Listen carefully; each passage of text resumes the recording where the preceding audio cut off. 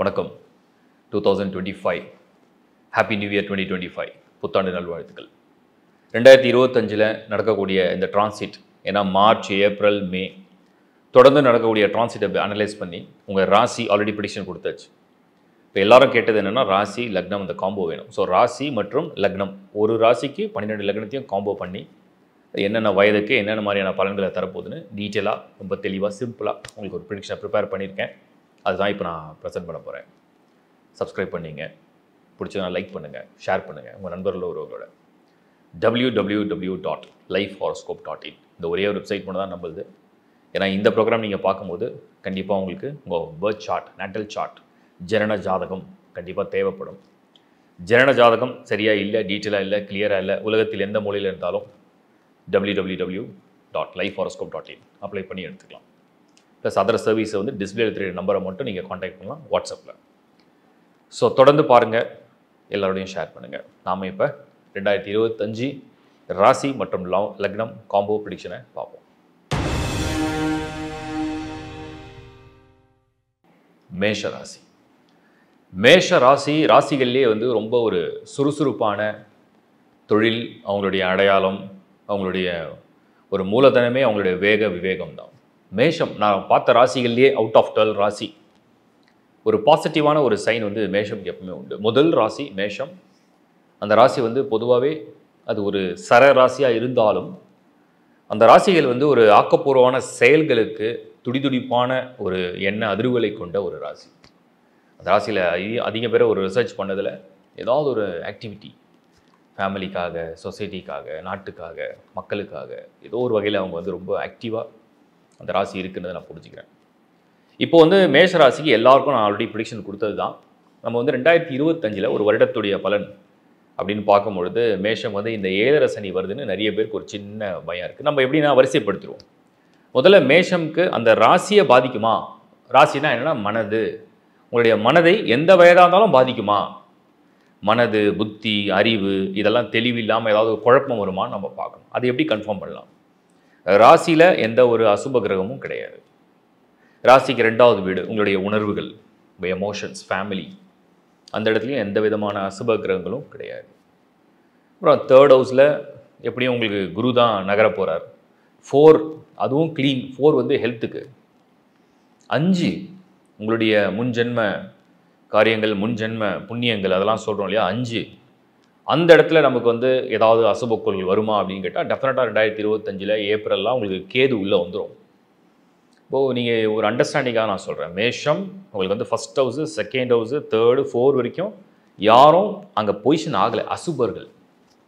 இப்போ 5ல் மட்டும் கரெக்டாக கேதுவுடைய இன்ஃப்ளூயன்ஸ் வருது. இது என்ன மாதிரியான ரிசல்ட்டை தரும் அப்படிங்கிறது நம்ம எடுத்துக்கணும். அடுத்து 6 அங்கே சனி பார்வை தான் விழும், பரவாயில்ல. 7 7th ஹவுஸ் அங்கே யாராவது எப்படியாவது இருக்காங்களா? யாரும் இல்லை. 8 வந்து ஒரு கண்டம், தடை, போராட்டம் ஒன்றும் இல்லை. 9 பரவாயில்ல, நல்லா இருக்குது. 10 கிளீனர், எம்டினா எதாவது நீங்கள் ஃபில் பண்ணிக்கலாம். 11th ஹவுஸில் உங்களுக்கு ராகு, அவர் வந்து எதிர் சுற்று, அதான் எதிர்முனை சுற்றில் வருவார் மீனம்லேருந்து அந்த கும்பத்துக்கு. ஸோ மேஷத்தை பொறுத்த வரைக்கும் நம்ம என்ன அப்சர்வ் பண்ணிக்கணும் அப்படின்னா, எந்த வயதாக இருந்தாலும் சரி மேஷம் அப்படின்னு எடுத்தால் கரெக்டாக 12th ஹவுஸில் சனி மார்ச்சில் ஸ்டார்ட் ஆகிடும். 5ல் கேது. இந்த 2 தான் உங்களுக்கு காம்போ. நீங்கள் வந்து ஒரு விஷயத்தில் கவனமாக இருக்கணும். இந்த ரெண்டு விஷயத்துலாம் கவனமாக இருக்கணும். அது என்னவா இருக்கும் அப்படிங்கிறத நான் தெளிவுபடுத்துகிறேன்.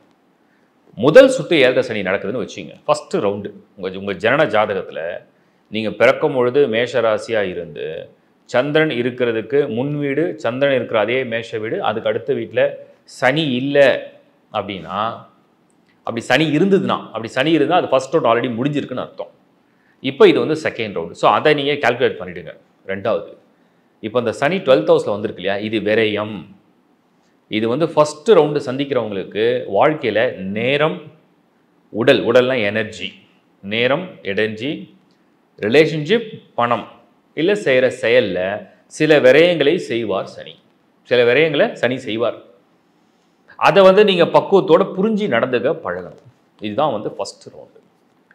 அதே மாதிரி அது 2வது ரவுண்டுனா அது பொங்கு சனி மீன்ஸ் உங்களுக்கு ஏற்கனவே எக்ஸ்பிளைன் பண்ணிட்டேன். அது வளர்ச்சிகளை கொண்டு போகும், அதுக்கும் நான் அலைச்சலை கொடுக்கும். 3rd ரவுண்ட்னா ஹெல்த் கொஞ்சம் பாதிக்கும் அப்படின்னு எடுத்துக்கிறோம். இப்போ இந்த கேது வந்து நம்ம பார்த்தோம் இல்லையா, இங்கே ஒரு சின்ன ஒரு ட்விஸ்ட் இருக்குது. கேது வந்து மேஷம்க்கு 5th ஹவுஸை ஆக்கிபை பண்ணும்போது அது உங்களுடைய முன்ஜென்ம, ஏன்னா கேது தான் வந்து கர்மாவுடைய கண்டினியூஷனே இல்லாத ஒரு கிரகம் வந்து கேது. ஸோ கேது 5th ஹவுஸில் வரும்போது முன்ஜென்மத்தில் இருந்த விடுபட்ட குறைகள், கடமைகள் அல்லது கடன்கள் அல்லது கர்மா, அதை வந்து இந்த ஜென்மத்தில் இந்த டைமில் அதை உங்களுக்கு ஃபேஸ் பண்ண வைக்கும். அதுதான் கேது 5th ஹவுஸ். அதில் கேது எங்கே இருக்கோ அதுக்கு 8th ஹவுஸில் சனி பொசிஷன் பண்ணும்.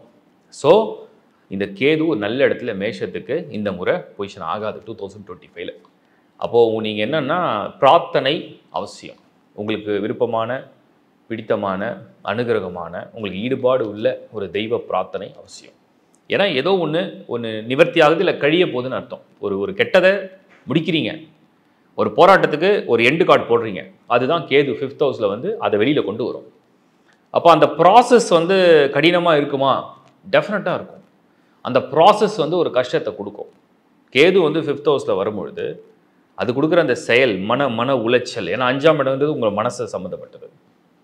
அந்த ப்ராசஸ் வந்து அந்த மாதிரி இருக்கும். இப்போ சனி கேதுக்கு 8th ஹவுஸில், இப்போ இதோடைய காம்பினேஷன் தான் நம்ம வந்து புரிஞ்சுக்கணும். ரெண்டுமே அதே மாதிரி சனி வந்து மேஷத்துக்கு அந்த தொழில், ஒரு மனிதனுடைய அடையாளத்தை குறிக்கிற கிரகம். அது வந்து ஒரு ஃபேமிலி லைஃப்பை பார்க்குற ஒரு குடும்ப தலைவியாக இருந்தாலுமே அவங்களுடைய அடையாளம் வந்து குடும்ப தலைவி, இந்த குடும்பத்தை நான் பார்க்குறேன் அப்படிங்கிற இடத்த தான் அதை பொருத்திக்கணும். நீங்கள் என்ன செய்றீங்கன்னா இந்த ஃபேமிலியை நான் பார்த்துக்கிறேன். ஒரு ஆண் எடுத்திங்கன்னா வேலை செய்கிறேன். ஒரு பெரியவங்க யாராவது எடுக்கிறீங்க, அவங்க வயது ஒரு 70 கூட இருக்குது, நான் வந்து இந்த ஃபேமிலிக்கு துணையாக இருக்கேன், நான் ஃபேமிலிக்கு ஒரு சப்போர்ட் பண்ணுறேன். ஸோ ஏதோ ஒரு வகையில் யாரோ ஒருத்தர், இப்போ ஒரு ஸ்டூடெண்ட் எடுத்திங்கன்னா சின்ன பையன் அப்படின்னு வச்சுக்கோங்க, சின்ன பெண், ஒரு குழந்தை, ஒரு 10 வயசுன்னு வச்சுக்கோங்க. 10 வயசை நீங்கள் ஒரு குழந்தைய கேட்டால் என்ன சொல்லுவாங்க? அவங்க நான் படிக்கிறேன். படிக்கிறது அவங்களுடைய தொழில், படிக்கிறது அவங்களுடைய கர்மா. அந்த கடமை, என்னுடைய வேலை வந்து படிக்கிறது. ஒரு 20 வயசில் என்னுடைய வேலை வந்து உயர்கல்வி, இல்லைனா வேலை தேடுறது. 30 வயசில் நான் திருமணம் செய்யப்படுறேன். ஏதோ ஒரு வேலையை அவங்க ஆக்டிவிட்டியில், ஒரு ஆக்ஷனில் அவங்க வந்து ஈடுபடுறாங்க. அதுதான் சனியுடைய ரோல் அங்கே ப்ளே பண்ணது. 12th ஹவுஸில் இருக்கிறதுனால சறுக்கி விடும். 12th ஹவுஸ்னால் என்ன? சறுக்கி விடும். ஒரு முறை தவறும், தட்டி போகும், டிலே பண்ணும், ஒன்று ஃபெயில் பண்ணி அப்புறம் பாஸ் பண்ணும். அந்த மாதிரிலாம் அதுதான் சனி. இப்போ மேஷத்துக்கு இதை மாதிரி நீங்கள் மைண்டில் ஃபிக்ஸ் பண்ணிட்டீங்கன்னா, இப்போ நான் காம்போ கொடுத்துட்றேன். ராசி என்பது உங்கள் மனது, உங்கள் மனம், உங்கள் உடல் மனம் சார்ந்தது தான் அந்த ராசி. ஸோ மேஷம், 2 கிரகங்கள் இப்படி இருக்குது. சரி, இதில் வந்து second round or first round சில லக்னங்களை சார்ந்தவங்களுக்கு இதோடைய பாதிப்பு அல்லது இதோடைய செயல்கள் அட்வான்டேஜாக அமைஞ்சிடும். யாருக்கெல்லாம் அட்வான்டேஜாக அமையும்? நான் ஏற்கனவே சொன்ன 2025 ரொம்ப பாசிட்டிவாக இருக்கிற லக்னங்கள், அதாவது சில இந்த டிரான்சிட் எல்லாமே சில பேருக்கு வந்து ரொம்ப ஃபேவராக இருக்கணும். அதில் நம்பர் 1 ரிஷபம், அடுத்தது மகரம். ஸோ மேஷ ராசியில் பிறந்தீங்க, அதில் வந்து அஸ்வினியில் இருக்கிறீங்க, இல்லை பரணியில் பிறந்தீங்க, கார்த்திகை 1வது பாதத்தை பிறந்திருந்தாலும் நீங்கள் ரிஷப லக்னமாக சார்ந்திருக்கீங்க, நீங்கள் மகர லக்னமாக சார்ந்திருக்கீங்க, ஒருவேளை மிதுனம் கூட பரவாயில்ல, மிதுன லக்னமாக சார்ந்திருக்கீங்க. ஒருவேளை நீங்கள் வந்து ஒரு மிதமாக அப்படி எடுத்துக்கணும்னா ஒரு கடகம் எடுத்துக்கலாம்.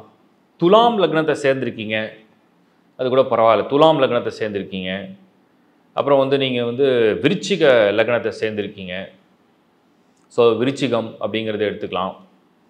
அடுத்தது நம்ம வந்து பார்த்தோம்னா அவ்வளோதான் இந்த லக்னங்கள்லாம்.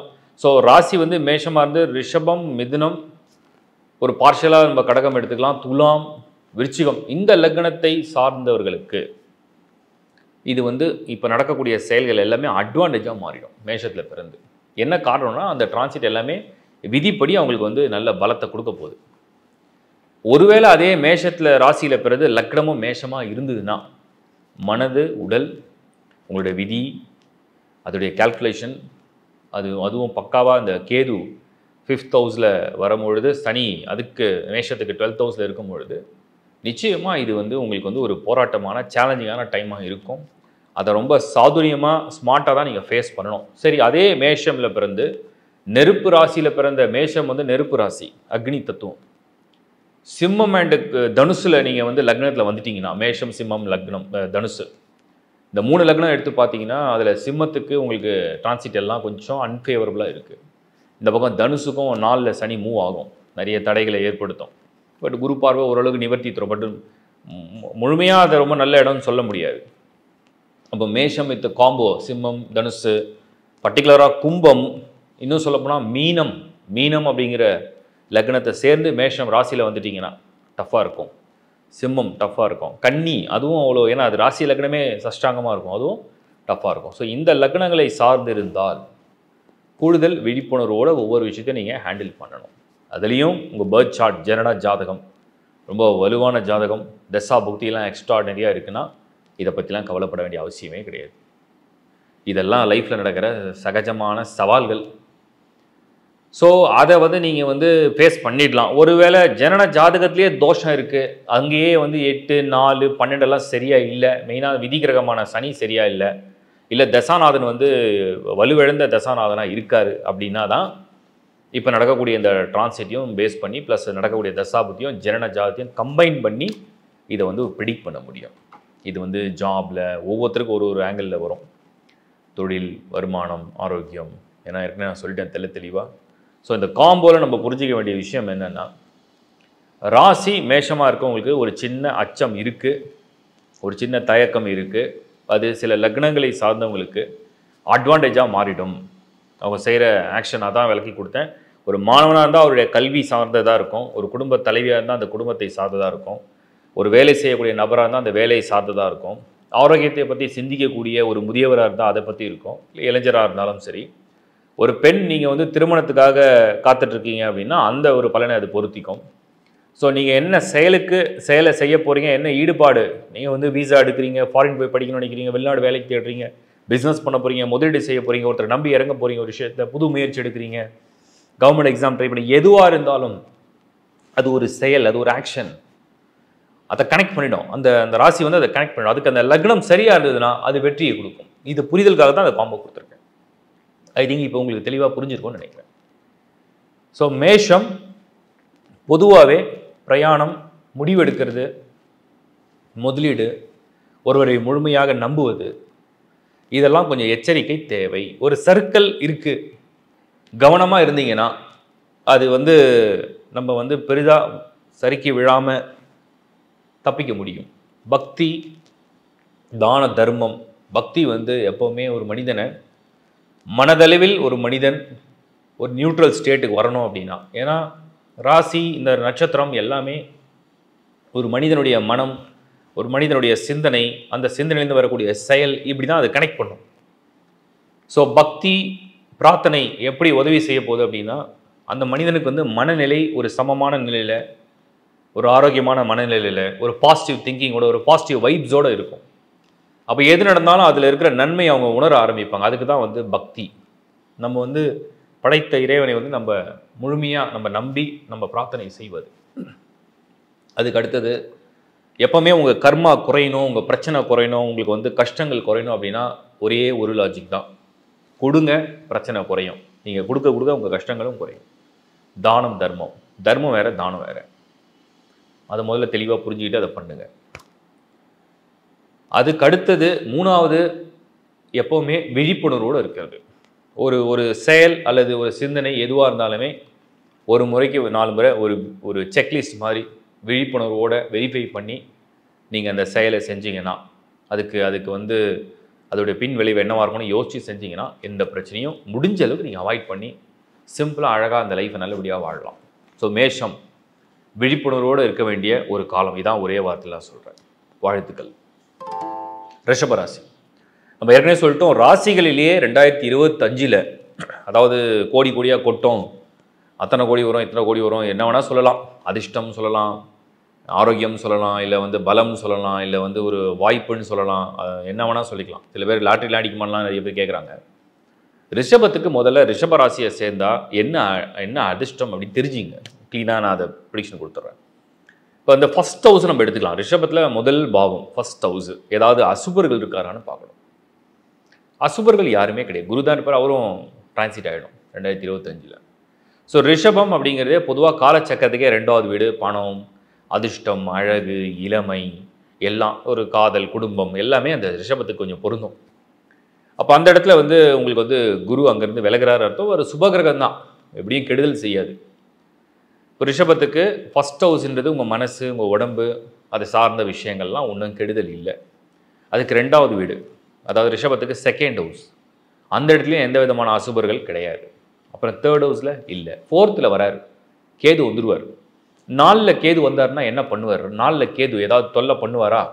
ஏன்னா ரிஷபத்தை பிறக்கிறவங்களுக்கு நட்சத்திரங்களில் பார்த்தீங்கன்னா கார்த்திகை 2, 3, 4 பாதங்களில், ரோகிணியும் 4 பாதங்களும் அங்கே தான் இருக்கும், மிருகசீடம் 1 and 2. ஸோ ரிஷபத்தில் பிறந்தா சூரிய சந்திர அங்காரக நட்சத்திரங்களில் பிறப்பீங்க. உங்களுக்கு நாளில் கேது வரார், அதுவும் நெருப்பு வீட்டில் கேது. கேது வந்து இந்த ஆயுதங்கள், சிகிச்சை இதுக்கெல்லாம் அதிபதி. அவர் போய் நெருப்பு வீட்டில் வரார். என்னன்னா என்ன சொல்லுது கேது? என்ன மாதிரியான சிக்னல் கொடுக்குதுன்னா, ஹெல்த்தில் உஷ்ணம் சம்மந்தப்பட்டது, குறிப்பாக வயிறு சம்மந்தப்பட்டது. ஏன்னா கேது வந்து பெருங்குடலுக்கு அதிபதி. அவர் பெருங்குடல், நம்ம லார்ஜ் இன்டெஸ்டைன் சொல்கிறோம் இல்லையா? ஸோ உஷ்ணம் சம்மந்தப்பட்டது, பெருங்குடல் சம்மந்தப்பட்டது. அதில் நிறைய பேருக்கு அந்த பகில்ஸு சம்மந்தப்பட்ட எரிச்சல் சம்மந்தப்பட்டது, ப்ளோட்டிங் வயிறு சம்மந்தப்பட்டது. அதுக்கப்புறம் ஊன்ஸ், கட்டு, எங்கேயாவது அப்படி கீழ்ச்சிக்கிறோம், திடீர்னு காய்கறி கட் பண்ணும்போது கட் பண்ணிக்கிறோம். ஸோ இதெல்லாம் சம்மந்தப்பட்டது. கரண்ட்டு நம்ம ப்ளக் பண்ணும்போது மொபைல் சார்ஜ் போட்டுலாம் பேசுறதுலாம் தயவு செஞ்சு அவாய்ட் பண்ணிட்டுங்க. கேது 4th ஹவுஸில் வரார். பொதுவாக இது பண்ணக்கூடாது எந்த ராசியாக இருந்தாலும். பட் இப்போ வரும்போது அது நீங்கள் அலட்சியமாக இருக்க வேணாம்னு நான் சொல்கிறேன். ஸோ இது வந்து ஹெல்த் அண்டு ஒரு அலட்சியத்தினால் நடக்கக்கூடிய சின்ன சின்ன காயங்கள் அப்படின்னு நம்ம எடுத்துக்கலாம். கேது ஒரு ரிஷபத்துக்கு கேது இந்த சைடில் கொஞ்சம் பார்க்கணும். அப்புறம் உங்களுடைய mother relationship or mother health. 5 அங்கே சனி தான் பார்க்குறாரு, ரிஷபத்துக்கு அது அட்வான்டேஜ் தான். 6 பிரச்சனை இல்லை, 7 பிரச்சனை இல்லை, 8 பெரிய பிரச்சனை ஒன்றும் இல்லை, 9, 10, 11 சனியே வந்துடுறாரு. பக்கா சூப்பர் அட்வான்டேஜ். 10 ராகு, 11 சனி. அசுபர்கள் எப்பெல்லாம் 10, 11 வராங்களோ அப்போ தான் ஒரு ராசியே வந்து பணமோ வேலையும் வருமானத்தையும் நல்லா கொடுக்கும். நீங்கள் எனி ஹாரோஸ்கோப் எடுத்தீங்கன்னா அந்த 10 வந்து எப்போவுமே அசுபர்கள் வந்துடணும், கெட்ட கிரகங்கள் வரணும், அதாவது அசுப சக்தி உடைய கிரகங்கள் வரணும். அப்போ தான் பொருளாதாரமும் தொழிலும் வந்து மேலோங்கி நல்லா வரும். சுபர்கள்லாம் அந்த பலன் கிடையாது, அசுபர்களுக்கு தான் பலன் அதிகம். அவங்களுக்கு தான் அந்த அந்த பலன். ஒன்று அது ஏதோ ஒரு காம்பினேஷனாவது இருக்கணும். அதாவது குறைஞ்சபட்சம் இப்போ பியூர் கோல்டு ஒரு ஆபரணமாக செய்ய முடியாது, அங்கே செப்பு கலந்தோம்னா ஆபரணம் ஆகிடும். அப்புறம் 18 கேரட் இருக்குது, 14 கேரட் இருக்குது, எல்லா கேரட்டும் இருக்குது. அந்த மாதிரி தான் அசுபர் தொடர்பு 10, 11 இருந்தால் அவர்கள் பணம் பண்ணுவார்கள்.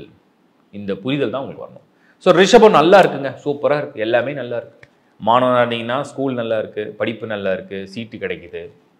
நீங்கள் ஒரு கல்யாணம் பண்ணோமா சனி 11 நல்ல வசதியாக கல்யாணம் பண்ணிக்கலாம்.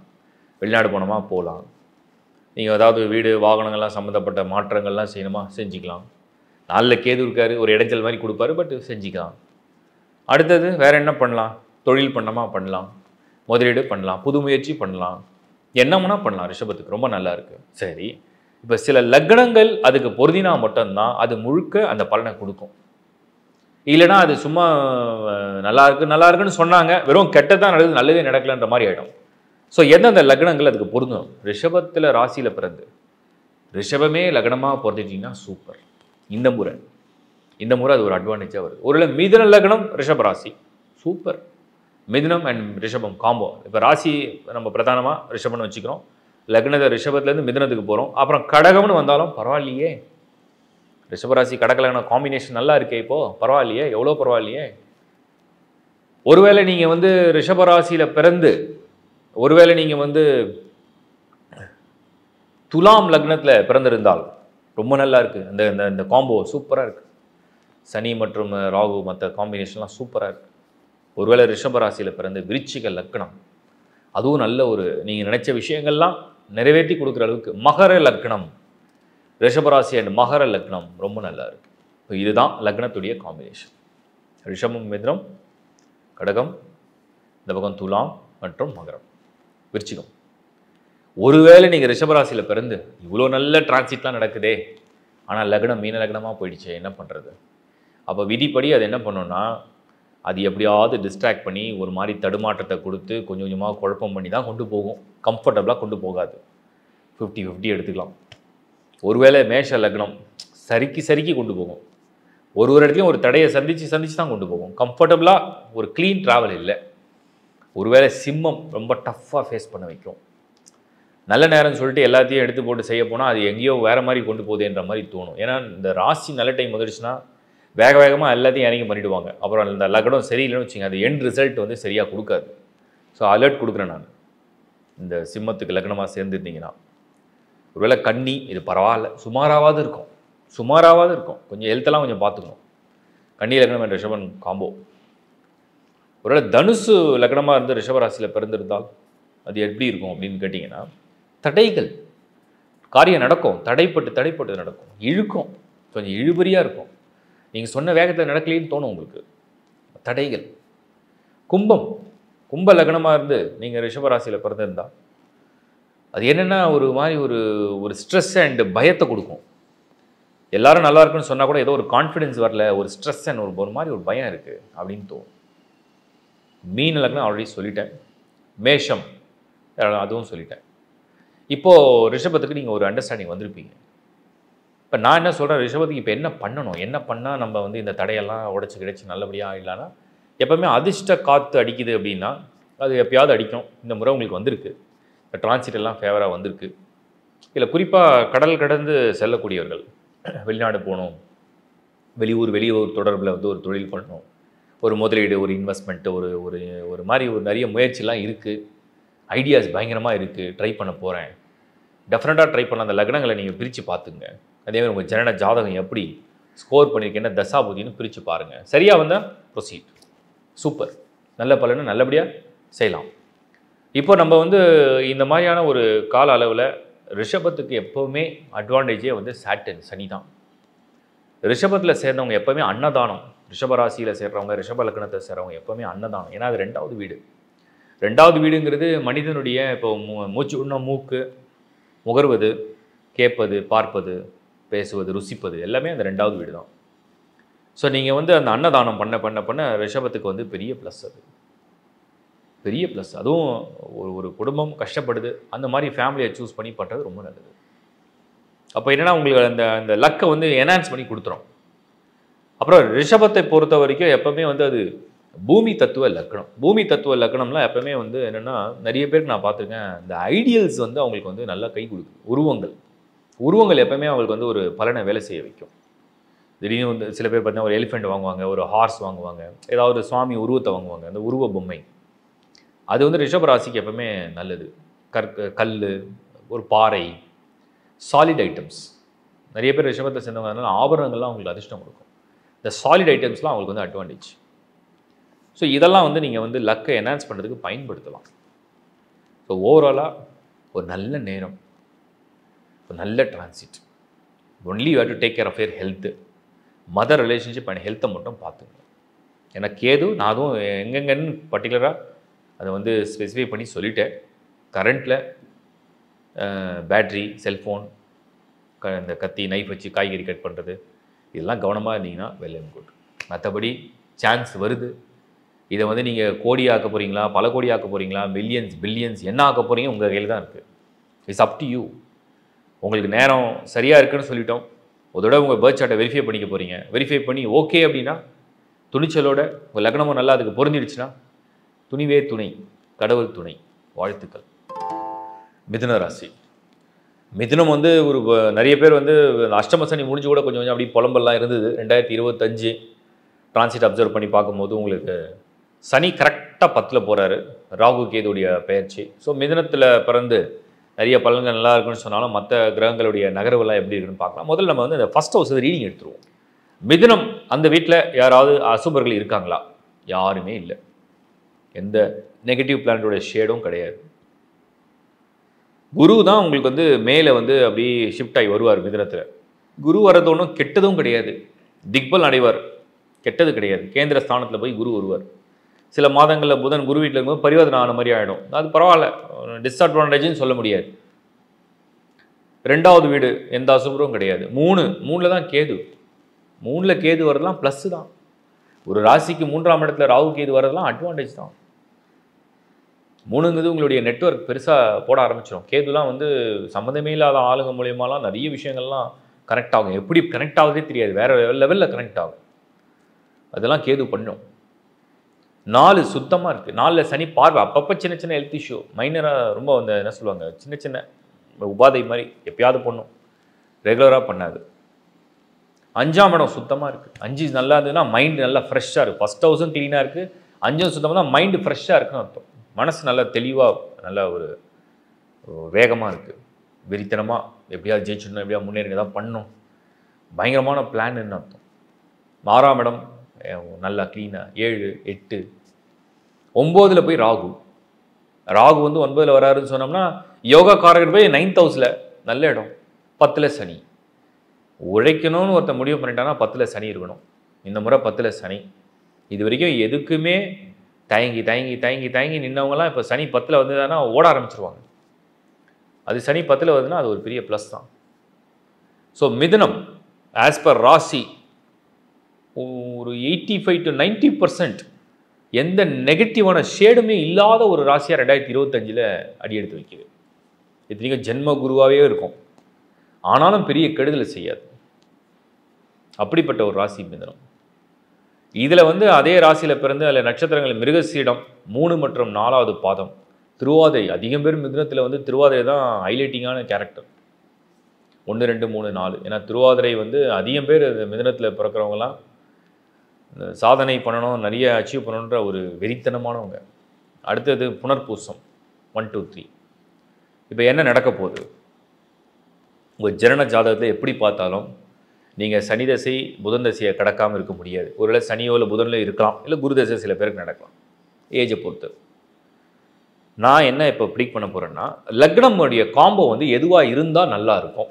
மிதுனத்துக்கு நல்ல சான்ஸு, நல்ல ஆப்பர்ச்சுனிட்டி, நல்ல பலன் சொல்லிட்டோம். என்னென்ன லக்னங்கள்லாம் சேர்ந்த, ஏன்னா நெகட்டிவே இல்லை, அதுவே பெரிய ப்ளஸ்ஸு. 1st ஹவுஸு, 2nd, 4, 8 எங்கேயுமே நெகட்டிவே இல்லை. 12 நெகட்டிவாக பெருசாக இல்லை. மே வரைக்கும் அந்த குரு 12ல் இருப்பார், அப்புறம் ஷிஃப்ட் ஆகிடுறாரு. ஸோ அது வரைக்கும் கொஞ்சம் முதலீடு கொஞ்சம் அவாய்ட் பண்ணிட்டா, ஸ்லோவாக ஸ்டடியாக பண்ணால் போதும். இப்போ நெகட்டிவே பெருசாக இல்லை, அதுவே பெரிய ப்ளஸ்ஸு. ரிஷப லக்னமாக சேர்ந்துருக்கீங்க, இல்லை மிதுன லக்னமாக சேர்ந்துருக்கீங்க, இல்லை ஒருவேளை நீங்கள் வந்து ஈவன் கன்னி லக்னமாக இருந்தால் கூட இந்த முறை மிதுன ராசிக்கு கன்னியோட காம்போ நல்லா வேலை செய்யும். துலாம் லக்னம், விருச்சிக லக்னம் மிதுன ராசி, விருச்சிக லக்னம் மிதுன ராசி, மகர லக்னம் மிதுன ராசி, சூப்பர். ஸோ ரிஷபம், மிதுனம், இந்த பக்கம் கடகம் ஒரு பார்ஷலாக எடுத்துக்கலாம், கன்னி நல்லா ஓரளவுக்கு சேர்ந்துடும், துலாம், விருச்சிகம், மகரம், இத்தனை லக்னங்களை நீங்கள் பிறந்து மிதுன ராசியாக இருந்தீங்கன்னா நினைத்தது செயல்படுத்த நடக்க வாய்ப்புகள் உருவாகும், வாய்ப்புகளை உருவாக்கலாம். நீங்களே உங்களுக்கு ஒரு சிம்மாசனத்தை கிரியேட் பண்ணி போய் உட்காரலாம். அந்த மாதிரி ஒரு அற்புதமான ஒரு வருஷம் 2025. ஸ்டார்டிங்கில் ஸ்லோவாக இருக்கும், மிடில் வரும்போதெல்லாம் நல்ல பிக்கப் எடுத்துரும். இப்போ ஒருவேளை வந்து மிதுன ராசியில் பிறந்து இவ்வளோ நல்லா இருக்குது, வருஷ பலனே ரொம்ப அருமையாக இருக்குது, நல்ல டிரான்சிட் நடக்குது, எக்ஸ்ட்ராடனரி, சூப்பர், அது இது. பட் ஒருவேளை தசாநாதன் சனியாக இருந்து அவர் போய் சுய ஜாதகத்தை 8ல் இருந்தார்னா அப்போ தான் நொண்டி நொண்டி பலன் கொடுப்பார். இதெல்லாம் ஒரு கம்பேரிஷனுக்காக சொல்கிறேன். ஒருவேளை மீன லக்னம், மேஷ லக்னமாக இருந்தீங்கன்னா, கும்பமாக இருந்தீங்கன்னா, கும்பம், மீனம், மேஷம் இந்த லக்னங்களை சார்ந்துருந்தீங்கன்னா, ஆனால் ராசி மிதுனம், எல்லாம் இழுபறியாக நடக்கும். பட் ரொம்ப ஸ்லோவாக ஒரு மாதிரி உங்களை வந்து சோதிச்சு, உங்களை ஒரு மாதிரி கடுப்பேற்றி, உங்களை ஒரு மாதிரி வெறுப்பேற்றி, ரொம்ப போராடுறோம், ஏன் இவ்வளோ கஷ்டப்படுத்துது அப்படிங்கிற மாதிரி தோணும். நேரம் நல்லா இருக்குது ராசிக்கு, பட் ஆனால் மனசில் ஆசை இருக்குது, உத்வேகம் இருக்குது, முயற்சி இருக்குது. பட் என்னமோ போட்டு தடுக்குதே, என்னன்னே புரியலையே அப்படின்னு உங்களுக்குள்ள ஒரு குமுறல். அது வந்து கும்பம், மீனம், மேஷம், சிம்மம் லக்னம் மிதுன ராசி காம்பினேஷன். ஒரு மாதிரி ஒரு டிலே, போராட்டம், சில பேருக்கு மன உளைச்சல், சில பேருக்கு உடல் அலைச்சல், சில பேரால் முடியல, என்னால் எல்லாமே நானே பண்ணணுமான்னு தோணும். தனுசு லக்னம், அதுவும் ஒரு பாதி சப்போர்ட் தான் கிடைக்குது, ஃபுல் சப்போர்ட் வரல. ஸோ இந்த மாதிரி இந்த லக்னங்களுக்கு இந்த மாதிரியான ஒரு காம்பினேஷன் இருக்குது. அப்போது மிதுன ராசியில் பிறந்து ரிஷபம், மிதுனம், கன்னி, துலாம், விருச்சிகம், மகரம், கொஞ்சம் கடகம் ஒரு பார்ஷலாக எடுத்துக்கலாம், இதெல்லாம் ஓரளவுக்கு பரவாயில்ல. பட் ஆனால் இந்த குறிப்பாக கும்பம், மீனம், மேஷம், சிம்மம் இந்த லக்னங்களில் பிறந்தவங்களுக்கு அதிகமான இழுபறிகளும் அதிகமான தடைகளும் கொடுத்து பலனை கொடுக்கும். தனுசு ஓரளவுக்கு ஒரு 50-50 எடுத்துக்கலாம். இப்படி தான் இந்த காம்பினேஷன் நீங்கள் புரிஞ்சுங்க. இதை வந்து பெரும்பாலும் எப்படிலாம் நீங்கள் பொருத்தலாம் அப்படின்னா, எல்லா வயதுக்கும் அதுக்கேற்ற மாதிரி ஒரு பொருத்தத்தை பண்ணிங்க. ஒரு மாணவன் அப்படின்னா படிப்பு, ஒரு மாணவர்கள் அவங்களுடைய கல்வி சார்ந்த விஷயங்கள், அதுக்குண்டான முயற்சி, அதுக்குண்டான ஈடுபாடு, அதில் இந்த மாதிரியான பலன்களை பொருத்தணும். ஒரு குடும்ப தலைவினா அவங்களுடைய ஃபேமிலி லைஃப், ஒரு கல்யாணம் பண்ண போகிறீங்கன்னா அந்த கல்யாண வாழ்க்கைக்குண்டான முயற்சி, ஒரு வேலை, ஒரு தொழில், ஒரு வருமானம், ஒரு முன்னேற்றம், அதுக்குண்டான முயற்சி, இல்லை வாழ்க்கையில் வந்து ஒரு புதிய விஷயத்தை ட்ரை பண்ணுறோம், நாங்கள் எதாவது அச்சீவ் பண்ண நினைக்கிறோம், ஆசைப்படுறோம், we going to try something new, அதுக்குண்டான ஒரு முயற்சி. இது மாதிரி உங்களுடைய செயல், உங்களுடைய சிந்தனை, உங்களுடைய செயல், உங்கள் ஆக்கப்பூர்வமான அந்த விஷயத்துக்கு, அந்த ஈடுபாட்டுக்கு தான் அந்த பலன் பொருந்துது. புரிஞ்சுப்பீங்கன்னு நினைக்கிறேன். ஸோ ஓவரால் மிதுன ராசியுடைய நேரம் நல்லா இருக்குது. சிந்தனையும் தெளிவான ஒரு புரிதலும், தெளிவான ஒரு முடிவும், தெளிவான ஒரு முயற்சியும் எடுக்கிறதுக்கு ரொம்ப நல்லா இருக்குது. அது வந்து நீங்கள் உங்கள் காம்பினேஷனில் வரக்கூடிய அந்த லக்னமும் உங்கள் பர்த் சார்ட்டும், உங்கள் பர்த் சார்ட், பர்த் ஹாரோஸ்கோப்பில் உள்ள பிளானட்டரி பொசிஷனை பேஸ் பண்ணி தான் ரிசல்ட் 100%, 90, 80, 70, 50, 40, 30, 20, 10 முடிவாக போகுது. அந்த புரிதலோடு 2025 ஸ்மார்ட்டாக ஹேண்டில் பண்ணுங்கள். மிதுனத்துக்கு என்ன செய்தால் இந்த ஆக்டிவேஷன் நல்லா இருக்கும் அப்படின்னா, இந்த ஒரே தாரக மந்திரம், புலம்பாதீங்க, பாசிட்டிவாக மட்டுமே திங்க் பண்ணுங்கள், பிரார்த்தனை பண்ணுங்கள். எல்லாத்த விட மெயினாக மனசு அமைதியாக உங்கள் புலன்களை அடக்கி கொண்டு தியான பயிற்சியில் ஈடுபடுங்க. ஏன்னா மிதுனம் அது காற்று ராசி, எதையுமே உள்ளே வச்சிக்க முடியாது, வெடிக்கும். வெடிக்கிற ராசி எப்போவுமே அமைதிக்குண்டான பயிற்சியை பண்ணிட்டீங்கன்னா காமாக கண்ட்ரோலாக ஒவ்வொரு விஷயத்தையும் ஹேண்டில் பண்ணிடலாம். ஸோ ரொம்ப வெடிக்காதீங்க. ஸோ அதனால் வந்து புலம்பாதீங்க. பிரார்த்தனையும் இந்த தியான பயிற்சியும் உங்களுக்கு கை கொடுக்கும். அதுதான் உங்களுடைய தாரக மந்திரம். வாழ்த்துக்கள். கடகம் ராசி. கடகத்துக்கு வந்து ஒரு விடிவு காலம். அந்த ராசியை வந்து அஷ்டம சனி மார்ச் 2025 கடந்து போகிறார். ஸோ 2025 எப்படி பார்த்தாலும் உங்களுக்கு ஒரு நீங்கள் ரொம்ப ஃப்ரெஷ்ஷாக ஃபீல் பண்ணுறதுக்கு நல்லா இருக்குது. பட் அதே இடத்துல ராகு உள்ளே வந்துடுவார். இது எப்படின்னா, சனி வந்து ஒரு பெரிய கிரகம். ஒன்று செஞ்சதுன்னா நிரந்தரமாக அதை நகர விடாமல் அப்படியே வச்சுருக்கோம். ராகு வந்து அப்படி கிடையாது. அது மூவ் பண்ண விடும். பட் இடைஞ்சல்கள் தொல்லைகளை கொடுக்கும். ராகுவும் தடையை கொடுக்கும், பட் இடைஞ்சல்களை தொல்லைகளை அதிகமாக கொடுக்கும். சனி வந்து ஒன்று செய்ய விடாது. இதுதான் வித்தியாசங்கள். அப்போ ராகு 8th ஹவுஸில் வராரு. அதனால் இதை வந்து 100% கடகம் வந்து ரொம்ப பிரமாதம்னு சொல்லிட முடியாது. பட் ஆனால் பார்த்த வரைக்கும் சனி விலகிறதே ஒரு பெரிய நல்ல விஷயம் தான். ஏன்னா சனி வந்து கடகத்துக்கு லார்ட் ஆஃப் 7 and 8.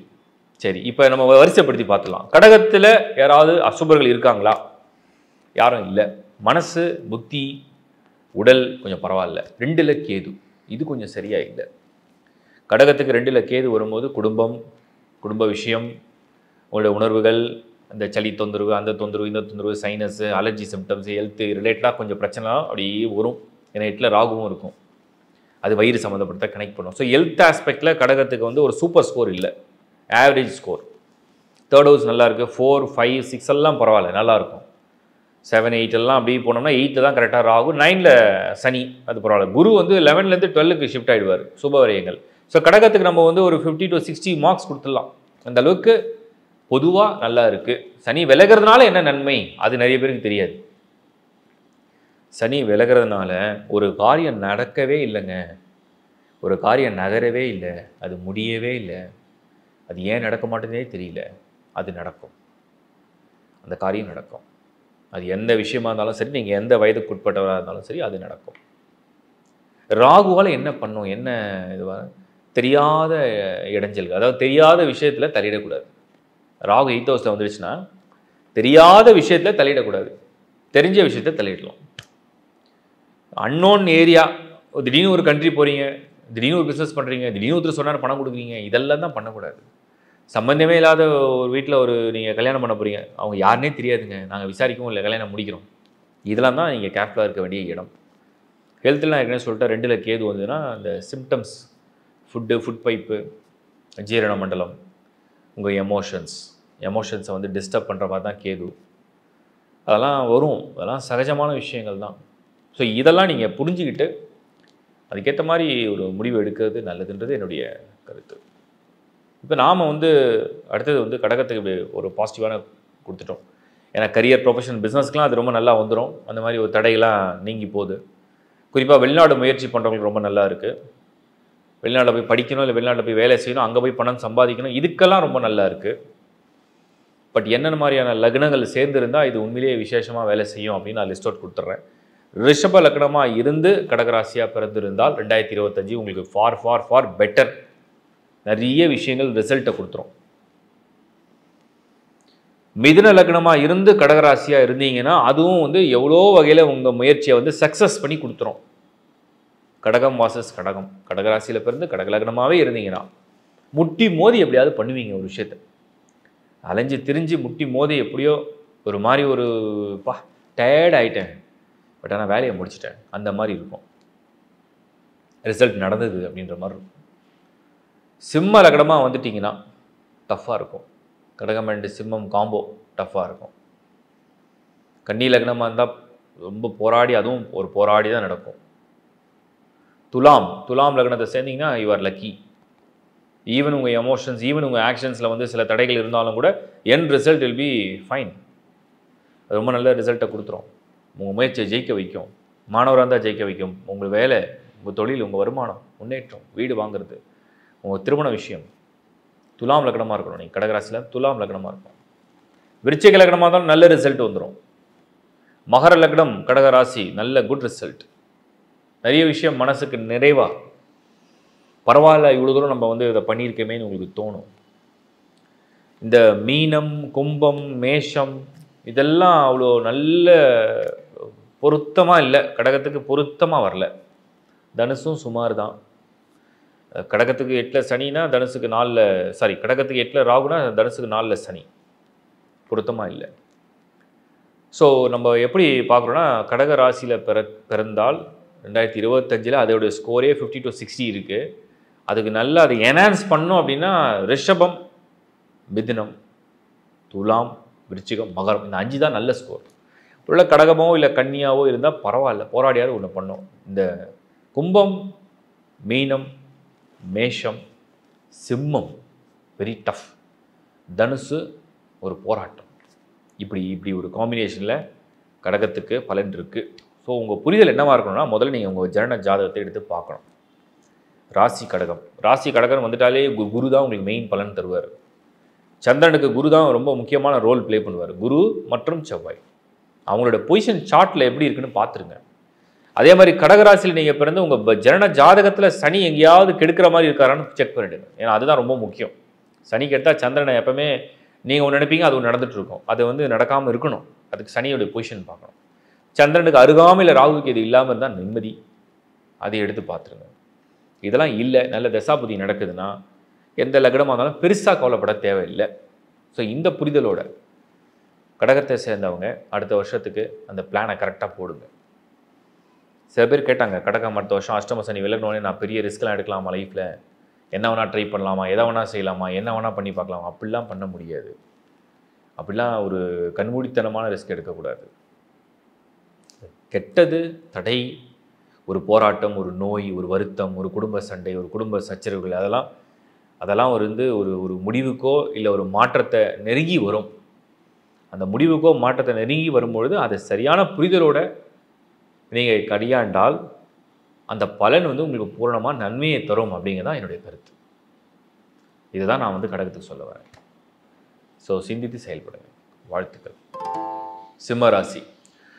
சிம்மம் நம்ம முதல்ல என்ன அப்சர்வேஷன் பண்ண போகிறோம்னா, 2025 நடக்கக்கூடிய டிரான்சிட்டை முதல்ல சிம்மத்துலேருந்து ரிஸ்ட் எடுத்துருவோம். சிம்மத்திலே தான் கேது இருப்பார்.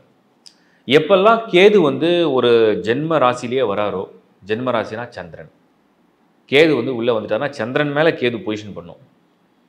கேது தலையில்லாத ஒரு கிரகம் அப்படின்னு எடுத்துப்போம். அது ஒரு முடிவை கொடுக்கக்கூடியது. ராகு ஒரு விஷயத்தை நம்ம ஏற்கனவே பண்ணதுலேருந்து ஒரு கண்டினியூஷனை கொடுக்கும். கேது ஒரு எண்டு கார்டு, முடிவு, இவ்வளோதான், இதுக்கு மேலே இது கிடையாது அப்படின்னு ஒரு முடிவு. அந்த கேது எப்போல்லாம் சந்திரன் மேலே வருதோ அப்போல்லாம் நம்மளை நல்லா இன்ஃப்ளூயன்ஸ் பண்ணும். குழப்பம், புத்தியில் எது சரி எது தப்புனே தெரியாத ஒரு குழப்பம். குழம்பினா தான் தெளிவும் முடியும். ஸோ குழப்பம் முதல்ல வரும். அந்த குழப்பத்தை நம்ம கரெக்டாக புரிஞ்சிக்க கற்றுக்கணும். இது சிம்மத்துக்கு. செகண்ட் ஹவுஸில் சனியுடைய பார்வை விழுந்துடும். ஏன்னா அஷ்டம சனி உங்களுக்கு. ஸோ 2ல் சனி பார்வை விழுந்துடும். முதல் வீட்லேயே கேது, 2ல் சனி பார்வை. அப்புறம் 3, 4, 5, 6 எல்லாம் பரவாயில்ல. கரெக்டாக உங்களுக்கு 7th ஹவுஸில் ராகு, எதிர்க்கவே ராகு, 8ல் சனி. ராகுவும் சனியும் அடுத்தடுத்து நிற்பாங்க 7, 8ல். 7னா உங்களுக்கு ஸ்ட்ரெயிட் ஆப்போசிட்டில் இருக்காருன்னு அர்த்தம். நீங்கள் ஒரு விஷயத்தை முயற்சி பண்ணுறீங்கன்னா அது நேராக ராகு இருக்கார். அவருடைய பார்வையை தான் தாண்டி போகணும். தடை, ஒரு மாதிரி ஒரு வருத்தம், குழப்பம், பயம் இதெல்லாம் கொடுக்கறது தான் ராகு. சனி 8th ஹவுஸில் இருக்கும்போது அங்கே ஒரு ஒரு என்ன சொல்லுவாங்க, ஒரு கேட் மாதிரி. அது சனி 8th ஹவுஸில் ஒரு கேட், அங்கே ஒரு கேட் கீப்பர் மாதிரி இருப்பார். நீங்கள் அவர்கிட்ட பாஸ் வாங்கிட்டு தான் போக முடியும்.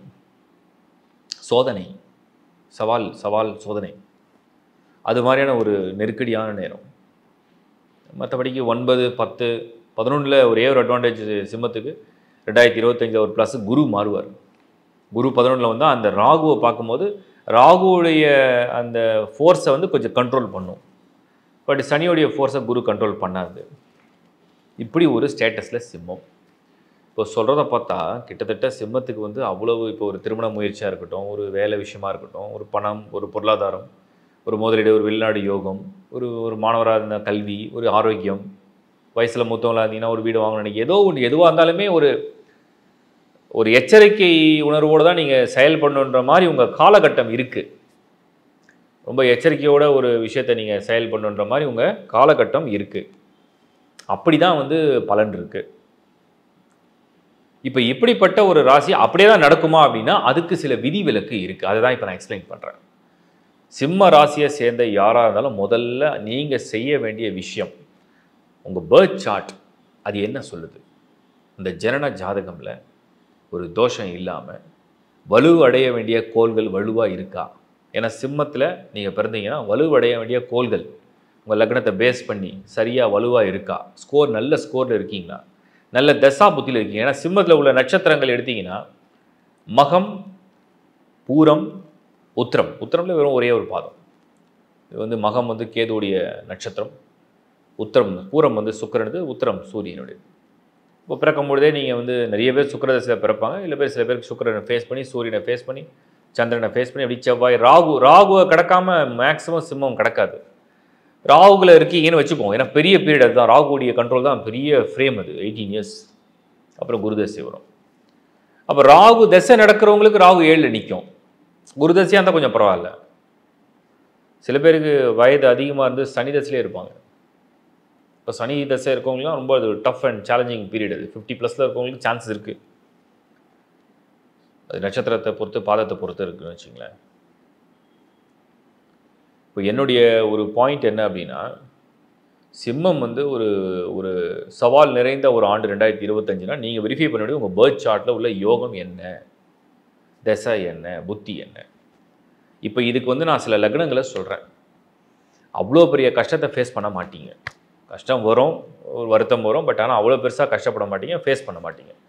ஒருவேளை நீங்கள் ரிஷப லக்னமாக இருந்து சிம்ம ராசியாக இருந்தீங்கன்னா, ஒருவேளை நீங்கள் மிதுன லக்னமாக இருந்து சிம்ம ராசியாக இருந்தீங்கன்னா, ஒருவேளை நீங்கள் துலாம் லக்னமாக இருந்து சிம்ம ராசியாக இருந்தீங்கன்னா, ஒருவேளை நீங்கள் மகர லக்னமாக இருந்து சிம்ம ராசியாக இருந்தீங்கன்னா, விருச்சிக லக்னமாக இருந்து சிம்ம ராசியாக இருந்தீங்கன்னா பரவாயில்லை, பெரிய பாதிப்பு இல்லை, பெரிய வருத்தம் இல்லை, காப்பாற்றப்படுவீர்கள். எத்தனை தொல்லை, எத்தனை இன்னல்கள், எத்தனை இடைஞ்சல்கள், எத்தனை இடையூறுகள், இது எது வந்தாலுமே காப்பாற்றப்படுவீர்கள். அதில் உங்களுக்கு தொல்லை வராது, பிரச்சனை வராது, விலகி போகும். வந்தது விலகி போயிடும், வராமல் இருக்காது, வரும். வந்தது விலகி போயிடும்.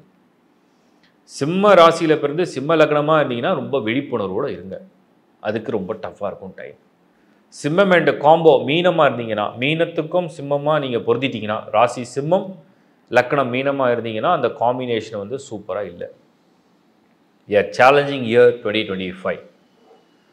மேஷம் அப்படிங்கிற லக்னத்தில் பிறந்து சிம்ம ராசியில் பிறந்தீங்கன்னா, மேஷம் அப்படிங்கிற லக்னம் ராசி சிம்மம் ஒரு மாதிரி என்ன பண்ணுறதுலே புரியாத ஒரு சூழ்நிலையில் உங்களை வந்து தள்ளி விடும். என்ன முடிவெடுக்கலாம், என்ன பண்ணலான்னு புரியாது. அமைதி தேவை, பொறுமை தேவை, ஆலோசனை தேவை. கும்பம் அப்படிங்கிற லக்னத்தில் பிறந்து சிம்மம் அப்படிங்கிற ராசியில் இருந்தால் தலைவால் புரியாமல் குழப்பம் வரும். நல்லோர்களை பக்கத்தில் வச்சிங்க, நல்லோர்களை பகைக்காமல் பக்கத்தில் அருகாமையில் வச்சு அவங்களோட ஆலோசனை கேட்டு செயல்பட்டால் காப்பாற்றப்படுவீர்கள். தனுசு லக்னம் சிம்ம ராசி சுமாராக போகும், சூப்பராக இல்லை, சுமாராக போகும். கன்னி லக்னம் சிம்ம ராசி ஆரோக்கியத்தில் கவனம் தேவை, ஹெல்த் மெயினாக ஹெல்த். கடக லக்னம் அண்ட் சிம்ம ராசி லக்னம் வந்து கடகமாக இருந்து ராசி சிம்மமாக இருந்ததுன்னா அதுவும் ரொம்ப சுமாராக இருக்கும். ஹெல்ப்புக்கு ஆள் இருக்காது. தனியாகவே ஃபேஸ் பண்ணணுமா, நம்ம யாரும் சப்போர்ட் பண்ண மாட்டாங்களா, தனியாகவே ஃபேஸ் பண்ணணுமா அப்படின்னு தோணும். ஸோ ஓவராலாக சிம்மம் 2025 அறிவு, சிந்தனை, புக்தி, யுக்தி, பிரார்த்தனை, தான தர்மம், செய்யும் செயலில் வந்து கவனம், முழு ஈடுபாடு இதெல்லாம் இருந்ததுன்னா எல்லா சவாலையும் அழகாக ஒவ்வொரு நாளும் ஒரு பரீட்சை மாதிரி உங்களுக்கு everyday is exam for you. அந்த பரீட்சையில் நீங்கள் பாஸ் ஆகிட்டே வரணும். பாஸ் ஆகலாம் கூட பரவாயில்ல, ஃபெயில் ஆகாமல் தப்பிச்சா போதும். ஸோ சிம்மம் டேக் கேர் ஆஃப் ஹெல்த்து, மெயினாக ஹெல்த்து. மைண்டை டிஸ்டர்ப் பண்ணி உங்கள் டெம்பர் லூஸ் பண்ணி, ஏன்னா சிம்மத்துக்கு ஒரு மைனஸ் இருக்குது, they will lose the temper. அவசரம், வேகம், கோபம் என்னானாலும் பரவாயில்லன்ற ஒரு முடிவு அதில் இடம் கொடுக்காதீங்க. வாகனங்களில் செல்லும் பொழுது கவனமாக இருங்க. முடிஞ்ச அளவுக்கு பெரிய பிரயாணத்தை அவாய்ட் பண்ணலாம். ரொம்ப long journey, over speed driving, அடிக்கடிக்கு ட்ராவல் பண்ணுறது, ட்ரக்கிங், இந்த மாதிரி நிறைய விஷயங்களை முடிஞ்ச அளவுக்கு அவாய்ட் பண்ணலாம். அப்புறம் புதுசாக ஏதாவது ஃபுட்டு தெராப்பி இதெல்லாம் ஃபாலோ பண்ணுறேன்னு ட்ரை பண்ணி எங்கேயாவது உங்கள் உடம்புக்கு பொருந்தாததை செஞ்சிடாதீங்க. ரிலேஷன்ஷிப்பில் கவனமாக இருங்க, அதிகம் பேசாதீங்க, சௌக்கியன்ட்டே போயிடுங்க. பணம் கொடுக்கல் வாங்கல் யாரோடையும் வச்சுக்காதீங்க, அது அவ்வளோ நல்லா இல்லை. முதலீடெல்லாம் யோசிக்கலாம், பல விதத்தில் யோசிக்கலாம். ஓவராலாக எல்லா விஷயத்துலையுமே ஒரு முறைக்கு பல முறை யோசிக்கலாம். இன்னும் சொல்ல போனால் சிம்பிளாக எதுவுமே பண்ணாமல் இருக்கிறத மெயின்டைன் பண்ணால் கூட நல்லது தான், கெட்டது வராது. இது ஃபாலோ பண்ணி பாருங்கள். வாழ்த்துக்கள். கன்னி ராசி. கன்னி ராசியை பொறுத்த வரைக்கும் 2025, அதாவது நம்ம அப்படியே ஃபஸ்ட் ஹவுஸ்லேருந்து நம்ம பார்ப்போம். கேது விலகிறது உங்களுக்கு ரொம்ப நல்ல விஷயம். கேது விலகிட்டாருன்னு சொன்னோம்னா, ஏன்னா clockwise and anticlockwise பார்ப்போம். கேது வந்து எதிர்மறையாக சுத்தம். கேது வந்து கன்னியை விட்டு அது அப்வர்ட்ஸ் சிம்மத்துக்கு மூவ் பண்ணும். ஸோ கன்னியை வந்து சுத்தப்படுத்தி கிளியர் பண்ணுதுன்னு அர்த்தம். குழப்பம், வருத்தம், தயக்கம், இதை செய்யலாமா, அதை செய்யலாமா, இப்படி செய்யலாமா, அப்படி செய்யலாமா, இங்கே போகலாமா, அங்கே போகலாமா, இந்த குழப்பத்தது ஒரு நிம்மதி கேது. அடுத்த செகண்ட் ஹவுஸை பார்த்தீங்கன்னா அதுவும் வந்து க்ளீனாக இருக்குது. துலாம் வீடு மீன்ஸ் கன்னிக்கு செகண்ட் ஹவுஸ் 3, 4, 5, 6. கன்னிக்கு 6வது வீடு எக்ஸாக்டாக யார் இருப்பார்னா ராகு. ராகு 6ஆம் இடத்துல வர்றது வந்து அட்வான்டேஜ். 6ல் ராகு நின்றால் ஒரு அரசராகிற யோகத்தை வந்து அந்த ராகு தரும். அப்போ ராகு வந்து 6ஆம் இடத்துல வந்துடுச்சுன்னா அந்த பேட்டில், எதிரிகள் அழிக்கிறது, எதிரிகளை துர்நாசம் செய்கிறது, இதெல்லாம் ராகு அந்த கை வந்த கலையை கொடுக்கும். பட் அது சனி வீடு. இப்போ சனி வீட்டில் ராகு அப்படின்னும் போது அது வந்து பிரயாணம், போக்குவரத்து சம்மந்தப்பட்டது. சனி வந்து 7ல் நிற்கிறதுனால எதுக்கவே சனி இருக்கார், ஒரு தடை மாதிரி கொடுக்குறாரு. அவரோட பார்வை என்னென்னா ஒரு தடை மாதிரி, ஒவ்வொரு விஷயத்துக்கும் ஒரு ரெக்வஸ்ட் மோடில் போகிற மாதிரி. இப்போ நம்ம ஒரு இடத்துக்கு போகிறோம், அங்கே ஒரு கேட் இருக்குது, அதை கடந்து போகணுன்னா அந்த கேட் கீப்பரை தாண்டி தான் போகணும், அவர்கிட்ட ரெக்வஸ்ட் பண்ணணும், அவர்கிட்ட எக்ஸ்பிளைன் பண்ணணும், அவர்கிட்ட ஒரு பாஸ் வாங்கிக்கணும், அப்புறம் போகணும். அந்த மாதிரி தான் சனி 7ல். ஸோ சனி 7லன்னு சொன்னோம்னா நம்ம வந்து நமக்கு எதிர்க்க என்ன இருக்குன்னு யோசிச்சு செய்யணும். அதான் கன்னிக்கு இந்த முறை வரக்கூடிய இந்த சனியின் பார்வை. அதுக்கு பேர் கண்டக சனி பார்வை. 8 சுத்தமாக இருக்குது, 9 பரவாயில்ல, 10ல் எப்படியும் உங்களுக்கு குரு வருவார். பதவி, இடம் மாற்றம், ஊர் மாற்றம்லாம் குரு கொடுக்குற அளவுக்கு ஓரளவுக்கு பரவாயில்ல. ஓரளவு ஒரு 60% கன்னி ஸ்கோர் பண்ணியிருக்கு. ஒன்றும் ரொம்ப புவர் ஸ்கோர் சொல்ல முடியாது. கன்னி ராசியில் வந்து உங்களுக்கு வந்து நட்சத்திரங்களில் வந்து பார்த்திங்கன்னா உத்திரம் 2, 3, 4, ஹஸ்தம் 4 பாதங்களும் முழுசாக தான் இருக்கும். சித்திரையில் வந்து 1 and 2, கன்னியில் வரக்கூடிய சித்திரை, கன்னி சித்திரை. துலாமில் வர சித்திரை 2 இருக்குது, இது கன்னி சித்திரை. ஸோ சூரிய, சந்திர, அங்காரக, செவ்வாயுடைய நட்சத்திரங்களில் பிறந்திருப்பீங்க, கன்னி ராசியாக இருந்திருப்பீங்க. உங்களுக்கு எப்படி பார்த்தாலும் ராகு தசையெல்லாம் கடந்து குரு தசை, சனி தசைன்னு போகும். இதான் உங்கள் தசைகளில் வரக்கூடிய வரிசைகளாக இருக்கும். ஸோ அப்படி நம்ம ஒரு கேல்குலேஷனை பார்த்தோம்னா கன்னி பெருசாக பயப்படணும், பெருசாக யோசிக்கணுன்ற மாதிரி இல்லை. தடைகளை கொஞ்சம் புரிஞ்சு நடந்துக்கணும், ஹெல்த்தில் கொஞ்சம் எக்ஸ்ட்ரா கேர் எடுத்துக்கணும், ஒரு விஷயத்தை முழுமையாக நம்பி செய்யணும், ஒரு விஷயத்தை முழுமையான ஈடுபாடோடு பண்ணணும். அப்படிலாம் இருந்ததுன்னா ஒன்றும் பிரச்சனை இல்லை. இந்த 7ல் சனி வந்து ஃபேமிலி, பார்ட்னர்ஷிப், ரிலேஷன்ஷிப்பு, அதே மாதிரி ஹெல்த்து, காரிய தடைகள், ஒரு முயற்சியை வந்து பல முறையாக முயற்சி பண்ணாதான் நடக்குது அப்படிங்கிற சில உணர்வுகள் இதெல்லாம் கொடுக்கலாம். அதுக்கெல்லாம் வாய்ப்புகள் உண்டு. இப்போ காம்போ நம்ம பார்த்துடலாம். லக்னத்துடைய காம்போ அப்படின்னு நம்ம வந்து பார்க்கும்பொழுது கன்னி ராசியில் பிறந்திருக்கீங்க.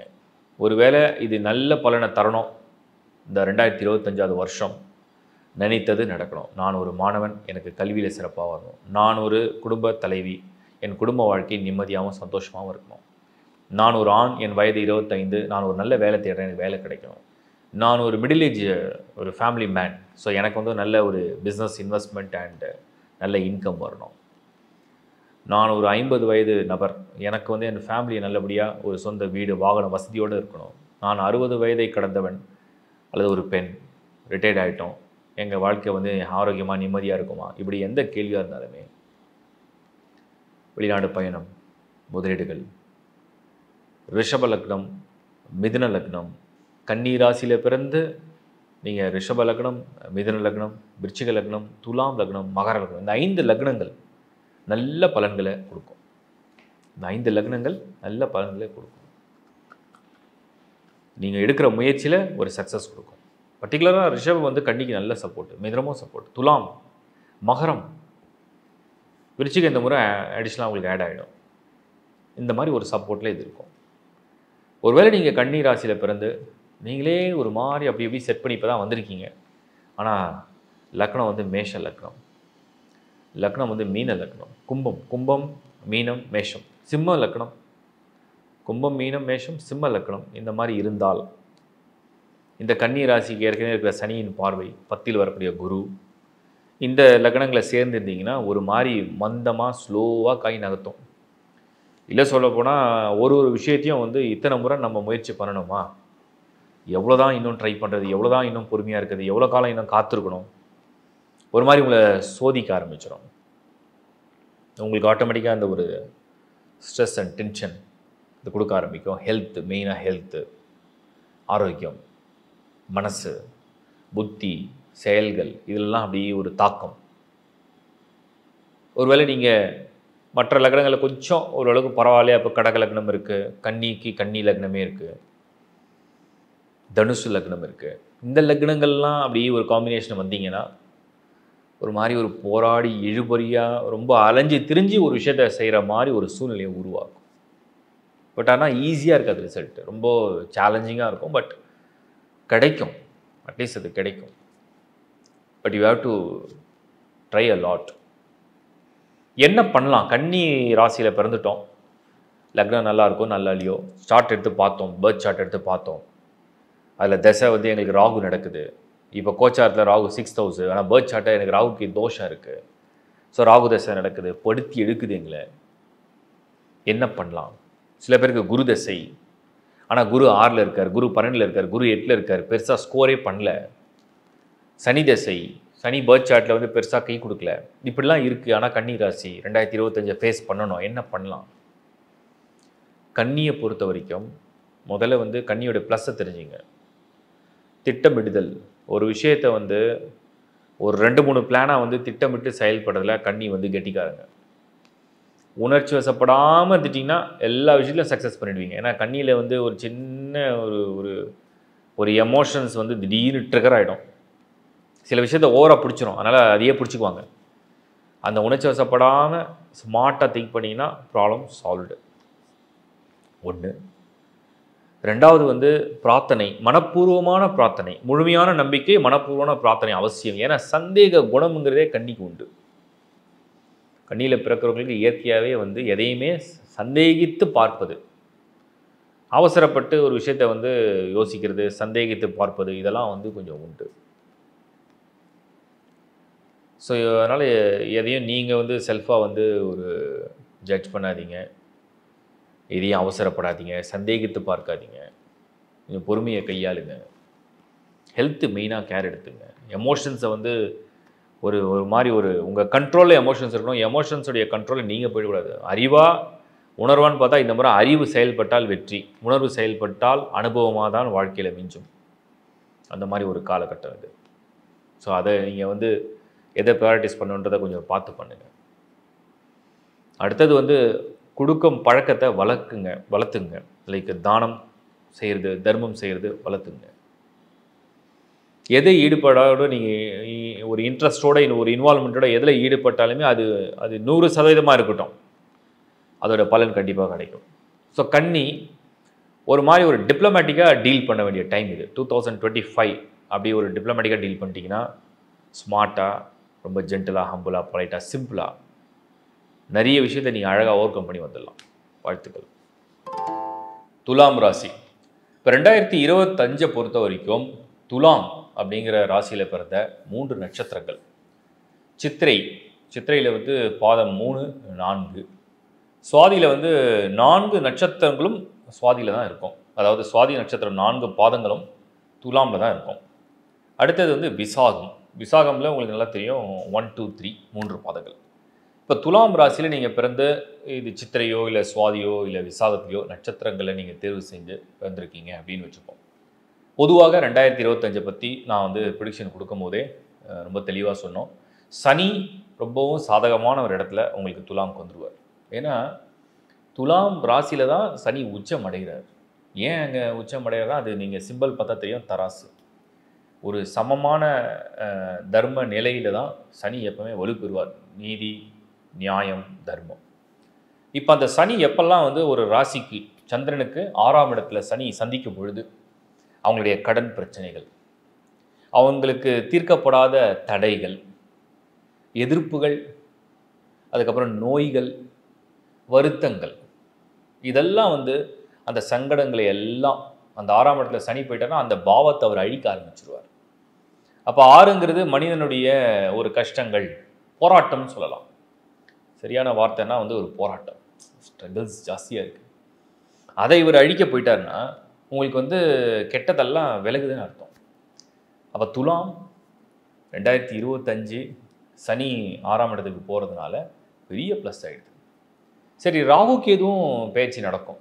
அதை நம்ம வந்து இன்னொரு ஆங்கிளில் பார்க்கும்போது அந்த ராசிக்கு ஒரு கிரகம் வந்து ரொம்ப சாதகமாக வரும். கேது 11ல் வந்து உங்களுக்கு கேது, ராகு 5ல் வந்து சில மூட் ஸ்விங்ஸ். இதில் எல்லாத்தோட பெரிய அட்வான்டேஜ் குரு வந்து உங்களுக்கு அன்ஃபேவரபிள் பிளானட்டாக இருந்தாலுமே அவர் சந்திரன் நிற்கிற ராசியான துலாத்துக்கு 9ல் போயிடுவார். இப்போ வந்து நான் வந்து இந்த லக்னத்துடைய காம்போ எப்படி இதை பண்ண போகிறேன் அப்படின்னா, ஓரளவுக்கு ஒரு நல்ல ஸ்கோர் உள்ள ஒரு ராசியாக துலாம் வந்து 2025 வந்திருக்கு. எப்படியும் நீங்கள் வந்து திசைகளில் நம்ம பார்த்தோம்னா சுவாதியில் பிறந்து உங்கள் வயது ஒரு 30ன்னு வச்சுப்போம் தோராயமாக. கிட்டத்தட்ட இந்த சனி திசையில் இருப்பீங்க. சித்திரையில் பிறந்து இருந்தாலும் சனி திசையை நீங்கள் கடந்து தான் செல்லணும். அடுத்தது விசாகம், அது ரொம்ப ஏர்லியாக சனி திசை வரும். அதுக்கடுத்து புதன் மகாதிசை. இப்போ இந்த திசைகளுடைய வரிசையோட தொடக்கத்தில் நம்ம வந்து லக்னத்தை பொறுத்த வரைக்கும் 2025 துலாம் ராசியில் பிறந்து நீங்கள் வந்து ரிஷப லக்னமாக சேர்ந்துருந்தீங்கன்னா, ஏன் ரிஷப லக்னம் அப்படின்னா அதுவும் சுக்கரனுடைய ஒரு வீடு, துலாமும் சுக்கரனுடைய ஒரு வீடு. ஸோ ரிஷப லக்னம், துலாம் ராசி, இந்த ஒரு காம்போவில் பிறந்திருந்தீங்கன்னா திசையும் ஒரு வேளை உங்களுக்கு சனியாகவே இருக்குது இல்லை புதனாக இருக்குது அப்படின்னா ஒரு சூப்பர் இயர் 2025. திட்டமிட்டு செய்யக்கூடிய செயல்களை சூப்பராக ஆஸ் பர் பிளான் நீங்கள் நினைத்ததை அழகாக செஞ்சு முடிச்சிடலாம். இது ஒரு பெரிய ப்ளஸ்ஸு. மிதுன லக்னமாக இருந்தாலும் கிட்டத்தட்ட இந்த பலன் கிடைச்சிரும். மிதுன லக்னத்தில் பிறந்து துலாம் ராசியில் பிறந்தாலும் கிட்டத்தட்ட இந்த பலன் நீங்கள் அனுபவிப்பீங்க. ரொம்ப ஃபேவரபுளாக இருக்கும் 2025. ஒரு வேளை நீங்கள் வந்து கன்னி லக்னமாகவோ இல்லை துலா லக்னமாக இருந்தீங்கன்னா, ராசி வந்து துலாம், அதை மைண்டில் ஃபிக்ஸ் பண்ணீங்க. இப்போ துலா ராசி மட்டும்தான் இதை பொருத்திக்கணும். பட் லக்னம் வந்து கன்னியாக இருக்கலாம், இல்லை துலாமாவும் இருக்கலாம். அவர்களுக்கும் 2025 70 to 80% பொருளாதாரம், முன்னேற்றம், ஒரு நல்ல குடும்ப வாழ்க்கை, ஒரு நிறைய விஷயங்களை வந்து அடையக்கூடிய பலன்கள், வீடு வாகன வசதிகள், சொத்து சேர்க்கறது, வாகனங்களை மாற்றுறது, திருமணம் செய்கிறது, இல்லை வெளிநாடு பயணம், தொழிலில் நிறைய ஆதாயம், லாபம், குடும்ப பிரச்சனைலாம் ஒரு சுமூகமான ஒரு முடிவு, இந்த அளவுக்கு ஆரோக்கியம், எல்லாத்தோட மெயினாக ஹெல்த்து, இதெல்லாமும் உங்களுக்கு வந்து நல்லா பொருந்தி வரும். அதே துலாம் ராசியில் நீங்கள் பிறந்து நீங்கள் வந்து ஒரு வேளை விருச்சிக லக்னம், மகர லக்னம், இந்த காம்போவில் வந்தீங்கன்னா அதுவும் சப்போர்ட் பண்ணும். மகரம் வந்து நல்லா சப்போர்ட் பண்ணும். ஏன்னா துலாமுக்கு வந்து மகரம் வந்து 4th ஹவுஸ், 4வது வீடு, கேந்திர வீடாக வந்துடும். அதில் அசுபர் வீடாக வர்றது வந்து பெரிய ப்ளஸ். ஸோ மகரம் லக்னமும் இருந்தீங்கன்னா, துலாம் ராசியில் பிறந்தீங்கன்னா 2025 உங்களுக்கு இந்த டிரான்சிட் எல்லாமே உங்களுக்கு ஆல்மோஸ்ட் ஃபேவர் பண்ணும். ஏன்னா அந்த அளவுக்கு அது அழகான ஒரு பொருத்தத்தோடு வரும். விருச்சிகமாக இருந்தாலும் இது உங்களுக்கு நல்ல ஒரு பலனை தரும். பரவாயில்லன்னு நீங்கள் ரொம்ப ஃபீல் பண்ணலாம். இப்போ துலாம் ராசியில் பிறந்து அடுத்த வருஷம் டிஃபால்ட்டாகவே அந்த ராசிக்கே கிரக நிலைகள் எல்லாமே நினைத்த காரியங்களுக்கு வந்து ரொம்ப ஒரு மோட்டிவேஷனை கொடுக்குற அளவுக்கு பாசிட்டிவாக இருக்குது. பட் ஆனால் மேஷ லக்னமாக இருந்தால், ஒருவேளை சிம்ம லக்னமாக இருந்தால், ஒருவேளை தனுசு லக்னமாக இருந்தால், கும்பம் மீனம், நான் கடகத்துக்கு மட்டும் ஒரு ஆப்ஷன் தரேன். ஒருவேளை மேஷம் சிம்மம் அப்படிங்கிற லக்னத்தை சேர்ந்து துலாம் ராசியாக இருந்தால், அதே கும்ப லக்னம் மீன லக்னமாக சேர்ந்து துலாம் ராசியாக இருந்தால், ஈவன் தனுசு, இப்போ தான் அந்த துலாம் அப்படிங்கிற ராசி 100% அடையக்கூடிய பலனை தருமா அப்படிங்கிறது ஒரு சின்ன கொஸ்டின் மார்க் வரும். சரி, எல்லாருக்குமே அப்படி இந்த லக்னத்தை சேர்ந்தால் கஷ்டம் தான் வருமானா? கிடையாது. தசைகள் மாறி மாறி இருக்கும். அந்த லக்னத்துக்கு அது யோக தசையாகவும் இருக்கலாம், அந்த லக்னத்துக்கு அது பொருத்தமான இடத்துல இருக்கலாம், அதில் வித்தியாசங்கள் இருக்குது. பட் பொதுவாக துலாம் ராசியை சேர்ந்து அடுத்த வருஷம் ஒரு கான்ஃபிடென்ட்டாக நீங்கள் ரிஷப லக்னம், மிதுன லக்னம், கன்னி, துலாம், விருச்சிகம், மகரம் நல்ல பலன் காத்துருக்குன்னு சொல்லலாம். இந்த லக்னங்களுக்கு கொஞ்சம் போராட்டங்கள் இருக்கும், ஸ்ட்ரகிள்ஸ் கொஞ்சம் இருக்குது. பட் எனிவே இந்த ராசியுடைய பலன் நல்லா இருக்கும் போது மனதும் உடலும் உற்சாகமும் கண்டிப்பாக தரும். பட் போராடி ஒரு பலனை அனுபவிக்கிறதுக்கு அது ரொம்ப இழுத்து இழுத்து கொடுக்கும், அவ்வளோதான் வித்தியாசம். கடக லக்னத்தை நான் விட்டுட்டேன். அது ஏன்னா ஒரு 50-50. நிச்சயமாக கடக லக்னம் எல்லா டேர்ம்ஸ்லேயும் அது வந்து பலனை தராதுன்னு சொல்ல முடியாது. ப்ரொஃபஷனல் லைஃப்பில் கடகம் கிளிக் பண்ணிவிடும். கடக லக்னத்தில் பிறந்து துலாம் ராசியில் இருந்தீங்கன்னா ப்ரொஃபஷனல் லைஃப்பில் அது கிளிக் பண்ணிவிடும். பர்சனலில், ஏன்னா கடகத்துக்கு 2-8 ராகு கேது வருவாங்க. ஸோ பர்சனலில் கொஞ்சம் தெர் மேபி டிலே, பொறுமையாக பலன் தரலாம். ஓவரால் மைண்டில் எப்படி நீங்கள் ஃபிக்ஸ் பண்ணலான்னா, துலாம் ராசியை சேர்ந்தவங்க 2025 நிறைய காரியங்கள் வந்து சக்ஸஸ் பண்ணிட்டோம், ரொம்ப பாசிட்டிவாக நீங்கள் ஷேர் பண்ணுற மாதிரி இருக்கும் சூழ்நிலை. இந்த லக்னங்கள்லாம் அழகாக உங்களுக்கு ரொம்ப ஃபேவரபுளாக இருந்ததுன்னா வேகமாக நடக்கும், மடன்னு நடக்க ஆரம்பிச்சிடும். ஒருவேளை நான் சொன்ன சில லக்னங்கள்லாம் வந்து கொஞ்சம் இழுபறி, டிலே, அலைந்து திரிந்து போராடி அதை செய்கிற மாதிரியான சூழ்நிலையை உருவாக்கும்.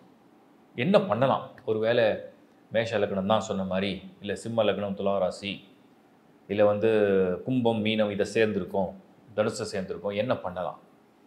துலாமை பொறுத்த வரைக்கும் எப்போவுமே துலா பாரம், உங்களுடைய எடைக்கு எடை எப்போவுமே தானம் பண்ணுற பழக்கத்தை வளர்த்துங்க. மாதத்தில் ஒரு நாள் பண்ணலாம். புவர் பீப்புளுக்கு, ரொம்ப ஏழைகளாக இருக்கவங்களுக்கு, இல்லாதவங்களுக்கு, முடியாதவங்களுக்கு நீங்கள் முடிந்த அளவுக்கு உதவிய உங்கள் எடைக்கு எடை என்ன பண்ண முடியுமோ பண்ணுங்கள். உணவு தரலாம், என்ன வேணாலும் நீங்கள் என்ன விருப்பப்படுறீங்களோ. ஸோ இது வந்து உங்களுக்கு என்னென்னா உங்களுடைய சரீரம், அந்த சரீரத்துக்கு தேவையான ஒரு ஆசை, அதுக்கு ஒரு தேவை, அந்த தேவையெல்லாம் முழுமையாக பூர்த்தி அடையும். இதுதான் நீங்கள் அடுத்த வருஷம் ஃபாலோ பண்ணுறது. உங்களுடைய விருப்பமான தெய்வங்களையும் நீங்கள் வணங்கி பழகுங்க. எப்படியும் அடுத்த ஆண்டு நினைத்த 5 விஷயங்களில் 2 விஷயங்களாவது உங்களுக்கு ஃபஸ்ட் ஆஃப் 2025 முடியறதுக்குள்ளே அது உங்களுக்கு கிடைக்கப்பெறும். என்னுடைய மனமார்ந்த வாழ்த்துக்கள். விருச்சிக ராசி. விருச்சிக ராசி ராசிகள்லேயே வந்து விருச்சிகத்தில் வந்து எப்போவுமே ஒரு போராட்டம் இருக்குதுன்னு நிறைய பேர் வந்து கமெண்ட்லேயும் ஷேர் பண்ணியிருக்கீங்க. நாங்களும் அதை ரிசர்ச் பண்ணும்போது அது காலச்சக்கரத்துக்கு 8வது ராசி. 8ஆம் இடம் அப்படிங்கன்னா சிரமம்னு அர்த்தம். அதில் பர்டிகுலராக கேட்ட நட்சத்திரம் வந்து ஒரு பெரிய ரிசர்ச் பண்ணதில் நான் கேட்டைக்கும் ஒரு வீடியோவும் பண்ணியிருக்கேன் தனியாக. அந்த கேட்ட நட்சத்திரங்கள் வந்து மன ரீதியாக, ஏன்னா சந்திரன் வந்து அதிநீச்சம் ஆகுறாருங்க. அப்போ யாருக்கெல்லாம் வந்து சந்திரன் அதிநீச்சமாக இருந்தாலும் அங்கே கூட செவ்வாயோ குருவோ இல்லை குரு பார்வையோ இருந்தால் அதுக்கு ஒரு நிவர்த்தி இருக்குது. ஒருவேளை விருச்சிகத்தையே பிறந்து சந்திரன் ராகு கேதுவோடு இருந்து, இல்லை அதுக்கு முன்பின் வீடுகளில் அந்த மாதிரிலாம் இருக்கும்போது தான் அதோடய ஸ்கோர் குறையும். அப்புறம் அனுஷம் வந்து ஒரு சேலஞ்சிங் ஸ்டார். அது வந்து நல்ல லைஃப்பில் வந்து ஒரு பெரிய முன்னேற்றத்தை அடையக்கூடிய நட்சத்திரம் தான். பட் என்னென்னா ஏர்லி லைஃப்லேயோ இல்லை ஏதோ ஒரு ஒரு ஒரு பார்ட் ஆஃப் லைஃப்பில் அவங்களுக்கு ஒரு ஸ்ட்ரகிள்ஸ் இருந்துகிட்டே இருக்கும். விசாகம் கொஞ்சம் பரவாயில்ல. விசாகம் ஓரளவுக்கு அந்த விருச்சிகத்திலே விசாகம் கொஞ்சம் ஒரு சேஃப் சைடு அப்படின்னு நம்ம எடுத்துக்கலாம். சரி, இப்போ விருச்சிகத்தை பொறுத்த வரைக்கும் 2025 நம்ம ஓவர் பார்த்துருக்கோம் ஆல்ரெடி. சனி வந்து அர்த்தாஷ்டம சனிலேருந்து அவர் வந்து பஞ்சமஸ்தானத்துக்கு மூவ் பண்ணிவிடுவார். பஞ்சமஸ்தானத்துக்கு மூவ் பண்ணும்போது அதோடைய பார்வையெல்லாம் நல்ல இடத்துல விழுந்துடும். அது வந்து வருமானத்துக்கு ரொம்ப நல்லாயிருக்கும், இன்கம் சைடில். ஸோ சனியால் என்னென்ன ஆதாயங்கள் பார்த்தீங்கன்னா, வருமானம். நம்ம எப்படி இதை லக்னத்தோட காம்போ பண்ணுறோன்றத புரிஞ்சுப்பீங்க. இப்போ நீங்கள் இப்போ குருவுடைய ஸ்டேட்டஸை பார்த்தீங்கன்னா விருச்சிகத்துக்கு நெக்ஸ்ட் இயரில் மே வரைக்கும் அது 7th ஹவுஸில், அப்புறம் மேக்கு அப்புறம் அது 8th ஹவுஸில் மூவ் பண்ணுறோம். பட் 8ல் குரு போனாலும் அவருடைய பார்வை வந்து 2ல் விழுந்துடும்.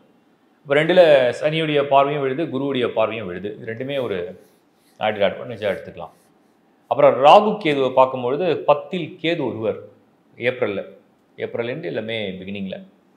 இந்த பக்கம் ராகு வந்து உங்களுக்கு வந்து 4th ஹவுஸில். இப்போ அர்த்தாஷ்டம ஸ்தானத்தில் ராகு தான் வராரு. அப்போ விருச்சிகம் எங்கே கொஞ்சம் கேர் எடுக்கணும் அப்படின்னா ஹெல்த்து, ஆரோக்கியம்.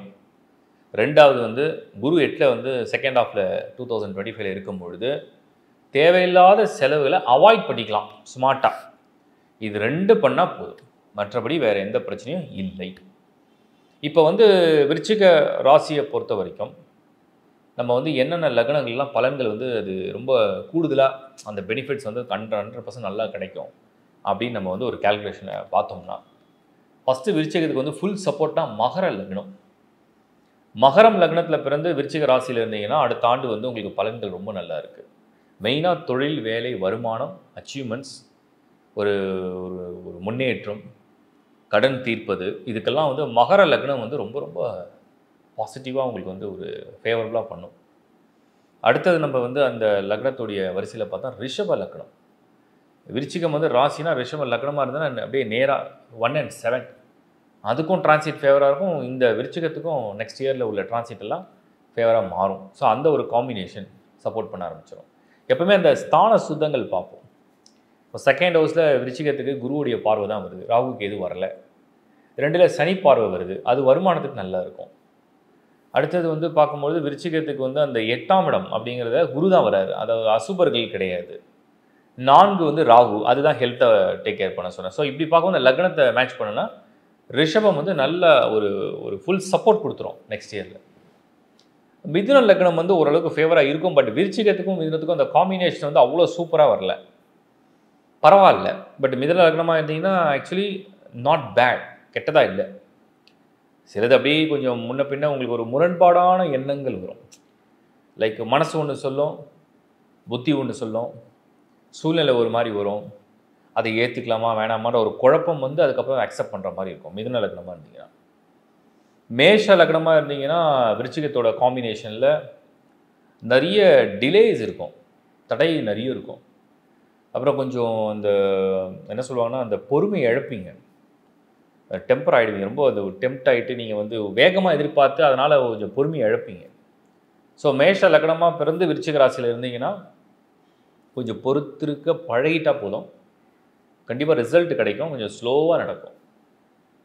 அடுத்து கடகம் அப்படிங்கிற லக்னமாக இருந்தீங்கன்னா ஒரு வேளை உங்களுக்கு வந்து எப்படி இந்த காம்போ செட் ஆகுனா ரெண்டுமே நீர் தத்துவம், வாட்டர், ஜலம். பட் கடகத்துக்கு வந்து நடக்கக்கூடிய டிரான்சிட்டியும் விருச்சிகத்துக்கு நடக்கக்கூடிய டிரான்சிட்டியும் பார்க்கும்போது சனி தான் வந்து ரொம்ப ரொம்ப ஃபேவரான இடத்துக்கு மூவ் பண்ணுவார். அங்கே 9னா இங்கே 5, அது எப்படியும் கோணத்தில் சனி சந்திக்கும், பெரிய ப்ளஸ். அது தடைகள் எல்லாத்தையும் 2 சைட்லேயுமே உங்களுக்கு விலகி கொடுத்துரும். அதெல்லாம் ரொம்ப நல்லா இருக்குது. ஸோ பிளாக்ஸ்லேருந்து வெளியே வரீங்க கடகமாக இருந்தீங்கன்னா. குரு வந்து உங்களுக்கு பணம் கொடுப்பார், பொருளாதார ரீதியாக நல்லா இருப்பீங்க. பட் ஆனால் செலவுகள் நிறைய வந்துட்டு இருக்கும். அதை நல்ல செலவாக நீங்கள் அப்படியே கன்வெர்ட் பண்ண கற்றுக்கணும், அது பாசிட்டிவாக இருக்குது. அதே மாதிரி ஹெல்த்தில் கடகமாக இருந்தாலும் ஹெல்த்தில் கேர் எடுக்கணும். கடக லக்னம் அண்டு விருச்சிக ராசியுடைய காம்போவில் வந்தீங்கன்னா. சிம்ம லக்னத்தில் பிறந்து விருச்சிக ராசியாக இருந்தால் அதில் பர்டிகுலராக கேட்ட நட்சத்திரமாக இருந்தீங்கன்னா அடுத்த ஆண்டு தான் வந்து எடுக்கிற முடிவுகள் சிந்தித்து தீர்க்கமாக சிந்தித்து பல முறை பல பேர்கிட்ட ஆலோசனையெல்லாம் கேட்டு ஒரு துறையை சார்ந்த அனுபவஸ்தாலுடைய அனுபவத்துடைய வார்த்தைகளையும் உள் வாங்கி எந்த முடிவாக இருந்தாலும் எடுங்க. அது பர்சனலாக இருக்கலாம், அது வந்து உங்களுடைய ஃபினான்ஷியல் மேட்டர்ஸாக இருக்கலாம், பிஸ்னஸ் மேட்டர்ஸாக இருக்கலாம், இல்லை லைஃப்பில் ஒரு முக்கியமான டிசிஷன் எடுக்க போகிறீங்க அப்படின்னாலும் ஏதோ ஒரு ஆத்திரத்தில், வேகத்தில், கோபத்தில் எடுத்துடாதீங்க. ஏதோ ஒரு அவசரத்தில் நானும் நிரூபித்து காட்டுறேன்ற மாதிரி ஏதாவது பண்ணிடாதீங்க. ஸோ சிம்ம லக்னம் அண்ட் விருச்சிக ராசி பொறுமை நிறைய வேணும். இந்த சமயத்தில் நல்ல நண்பர்கள், நல்ல உறவுகளை பக்கபலமாக நீங்கள் வச்சுக்கணும். கன்னி அப்படிங்கிற லக்னத்தை சேர்ந்து விருச்சிக ராசியாக வந்துட்டீங்க அப்படின்னா பரவாயில்ல, கொஞ்சம் பொறுமையாக நடக்கும். நீங்கள் ஒரு வெஹிக்கிள் வந்து 100 km/h அது வந்து போகணும்னு நினச்சிங்கன்னா 50 km/h போகும், அவ்வளோதான் அதுக்கு கெப்பாசிட்டி. அந்த அளவுக்கு அது அது அது ரிவர்ஸில் போல ஃபார்வர்டாக தான் போகுது, ஸ்லோவாக போகுது. துலாம் லக்னம் அண்ட் விருச்சிக ராசி காம்போ நெக்ஸ்ட் அது பரவாயில்ல, இன்னும் கொஞ்சம் பெட்டராக ஃபீல் பண்ணுவீங்க. ஏன்னா துலாம் லக்னமே வந்து ஒரு காற்று லக்னம், வேக வேகமாக அது மூவ் பண்ண ஆரம்பிச்சிடும். ராசி வந்து விருச்சிகத்தில் இருக்கிறதுனால அது எக்ஸிக்யூஷன் வந்து உங்களுக்கு வந்து படபடப்படன்னு எப்படியாவது பரபரப்பாக இருப்பீங்க, அது எப்படியோ செஞ்சு முடிச்சிருவீங்க. அது கொஞ்சம் நல்லா இருக்குது, காம்பினேஷன் நல்லா இருக்குது. விருச்சிக ராசிக்கு விருச்சிக லக்னமாகவே பிறந்தால் எமோஷனலாக பேலன்ஸாக இருந்தீங்கன்னா ஆன் டைம் எல்லாம் நடக்க போகுது. கொஞ்சம் எப்பவுமே எமோஷன்ஸில் வந்து அது ஒரு மூட் ஸ்விங்ஸான ராசி தானே அது. ஸோ ஒரு 30 நாளில் வந்து எப்படியும் குறைஞ்சபட்சம் ஒரு 3 நாள் நல்ல டிஸ்டர்ப் ஆகுது. அண்டு சம்டைம்ஸ் வந்து அந்த சந்திரன் வந்து சேரக்கூடிய நட்சத்திரங்கள் அதை பேஸ் பண்ணியும் அது கொஞ்சம் ஒரு மாதிரி எமோஷனலாக முன்ன பின்ன இருக்கும். அதுவே லக்னமாக பிறக்கும் பொழுது எப்போவுமே விருச்சிகத்துக்கு ஒரு ஒரு பாசிட்டிவான ஒரு சப்போர்ட்டிங் கேரக்டர் வேணும். நிறைய பேருக்கு நல்ல மனைவியோ இல்லை நல்ல கணவனோ இல்லை அப்பாவோ அம்மாவோ, அம்மா வந்து தோஷமாயிடும். பட் அந்த பார்ட்னர்ஷிப் சைடில் யாராவது ஒரு நல்ல வெல்விஷன், நல்ல கைடு, ஃப்ரெண்ட்ஷிப் இருந்ததுன்னா ரொம்ப நல்லது. விருச்சிகம் எப்போவுமே தான் வந்து மனம் விட்டு பேச அல்லது தன்னுடைய இயல்பை வந்து வெளிப்படுத்த, அதை வந்து ஏற்றுக்கொள்ளக்கூடிய அல்லது நல்ல வழி நடத்தக்கூடிய நபர் இருந்தால் மிகவும் நல்லது. ஏன்னா உங்களுடைய அந்த மூட் ஸ்விங்ஸ் வந்து அப்போ தான் அது கண்ட்ரோல் ஆகும். ஸோ விருச்சிக ராசி விருச்சிக லக்னமாக இருந்தீங்கன்னா டெஃபினட்டாக நீங்கள் வந்து ஒரு நல்ல மென்டாரை வந்து நீங்கள் எப்போவுமே ஃபாலோ பண்ணிக்கிறது நல்லது. விருச்சிக ராசி அண்டு தனுசு அப்படிங்கிற ஒரு லக்னமாக இருந்தால் இது வந்து எப்படின்னா ரொம்ப போராடி ஒரு விஷயமும் நடக்க ஆரம்பிக்கும். ரொம்ப ஒரு பெரிய போராட்டமாக இருக்கும். ஒரு மடமடன்னு ரிசல்ட்டை தராமல் ரொம்ப போராட்டமாக நடக்கும். அப்புறம் இந்த கும்பம் அண்டு மீனம் இந்த லக்னத்தை சேர்ந்து விருச்சிக ராசியாக இருந்தீங்கன்னா நிறைய விஷயங்களில் ரொம்ப பொறுமையாக கையாளுங்க, சூழ்நிலையை பொறுமையாக கையாளுங்க. ஏதோ ஒரு ஆசை இருக்குது, ஆர்வம் இருக்குதுன்னு எல்லா விஷயத்துலையும் இறங்கிட வேண்டாம். நான் பர்சனலாகவும் சொல்கிறேன், உங்களுடைய ப்ரொஃபஷனல் வைஸும் சொல்கிறேன். ஸோ ஒரு விஷயத்தை பொறுமையாக கையாண்டிங்கன்னா நல்லது. ஓவரால் விருச்சிகம் 2025 60% வெரி குட். சேரக்கூடிய லக்னம் தசாபுத்தியை பொறுத்து வாழ்த்துக்கள். தனுசு ராசி. ஸோ தனுசு ராசியை பொறுத்த வரைக்கும் மூலம், பூராடம், உத்திராடம் 3 நட்சத்திரங்கள். இப்போ இந்த காம்போ எப்படி நம்ம பார்க்கலாம் லக்னத்தோடு அப்படின்னு நம்ம பார்த்தோம்னா, முதல்ல வந்து நம்ம தனுசை பற்றி புரிஞ்சுக்கலாம். 2025 உங்களுக்கு வந்து முக்கியமாக இந்த சனி மற்றும் ராகு கேது குரு எல்லாருமே டிரான்சிட் பண்ண போகிறாங்க. சனி மட்டும்தான் கொஞ்சம் அன்ஃபேவரபுளான பொசிஷனில் போக போகிறார் தனுசை பொறுத்த வரைக்கும். நம்ம அந்த ஒரு பார்ட் எடுத்துக்கலாம். கொஞ்சம் ஃபைனான்ஷியலாகவும் சரி, இல்லை ஹெல்த் வைஸும் சரி, இல்லை காரிய தடைகள், இதை மட்டும் சனி கொஞ்சம் கொடுக்குற மாதிரி தான் இருக்கார் தனுசை பொறுத்த வரைக்கும். பட் 100% அது வந்து அன்ஃபேவரானு பார்த்தோம்னா இல்லை. ஏன்னா ராகு உங்களுக்கு வந்து ப்ளஸ்ஸு 3rd ஹவுஸில் டிரான்சிட் நடக்கும். குருவுடைய பார்வை வந்து எப்படியும் உங்களுக்கு வந்து 2nd ஹாஃபில் குருவுடைய பார்வை நல்லா வந்துடும். அதுவும் வந்து உங்களுக்கு ப்ளஸ் தான். அப்போ தனுசுக்கு வந்து ஒரு ஓவரால் ஸ்கோர் எப்படி சொல்லலாம்னா, ஹெல்த்து ஒரு விஷயம் நீங்கள் எடுக்கிற முயற்சியில் வந்து ஒரு தடை, மைண்டு வந்து ஒரு ஃப்ரெஷ்ஷாக இல்லாமல் சம்டைம்ஸ் ஒரு மாதிரி ஒரு கன்ஃபியூஷன், சம்டைம்ஸ் ஒரு விஷயம் வந்து ரொம்ப டிலே பண்ணி இழுத்து நடக்கிற மாதிரி ஒரு சூழ்நிலை. இதுதான் தனுஷுடைய அடுத்த வருஷம் ஸ்டேட்டஸ். இதில் தசா புக்திகளும் இருக்குது. ஆல்மோஸ்ட் நீங்கள் வந்து பூராடம் இல்லை உத்திராடம் இல்லை மூலம், எப்படியும் சூரிய சந்திர அங்காரக இல்லை ராகு திசை பெரும்பாலானோர் தனுசில் பிறக்கிறவங்க ராகு திசையை ஃபேஸ் பண்ணுறாங்க. இல்லை குரு திசை ரொம்ப ஏஜ் அதிகமாக இருந்ததுன்னா, இல்லை நட்சத்திரத்தை பொறுத்து. இப்போ நாம் எப்படி புரிஞ்சிக்கலாம் அப்படின்னா, தனுசு ராசிக்கு ஓரளவுக்கு பலன் இருக்குது. ஒரு தடைப்பட்டு கொஞ்சம் பொறுமையாக கொண்டு போகுதுன்னு வச்சுப்போம்.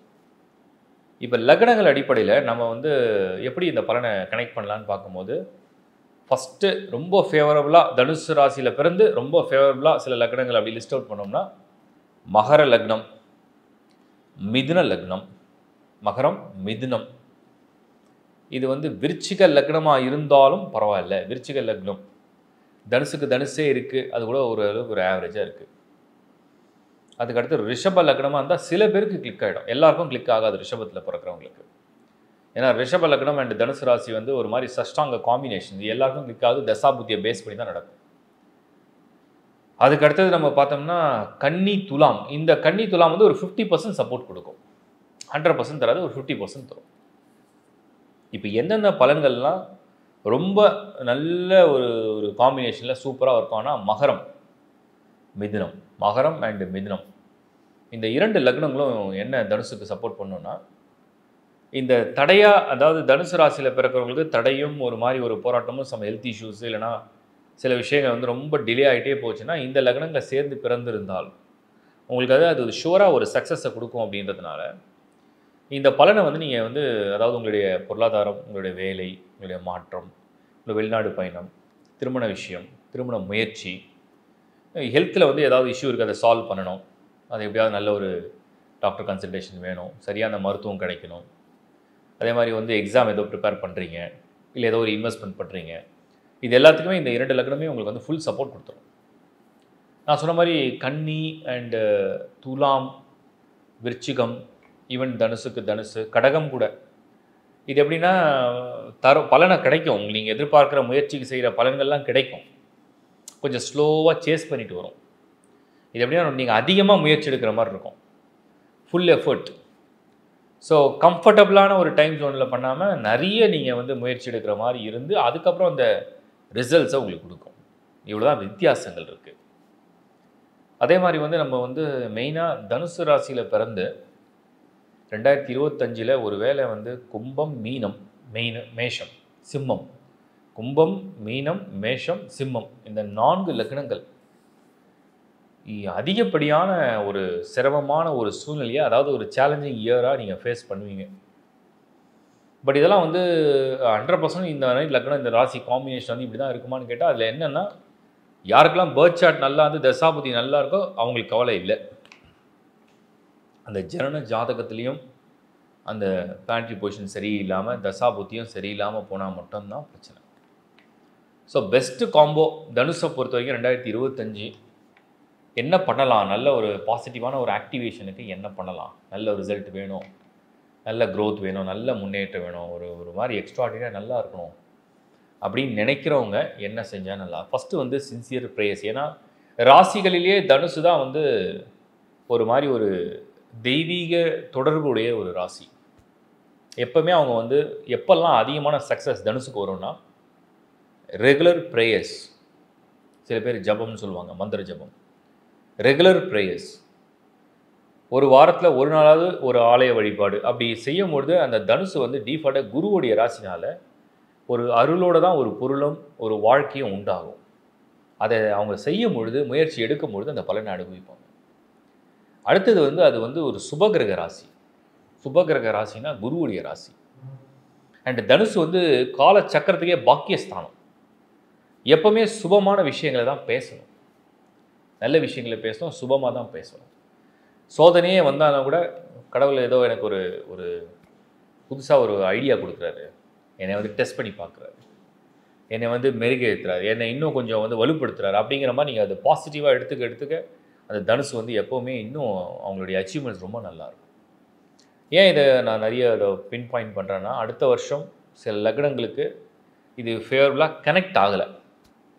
அப்படி ஆகாத போது அந்த காலகட்டத்தில் எப்படி அதை ஹேண்டில் பண்ணணும்னு ஒரு சூழ்நிலை இருக்குது.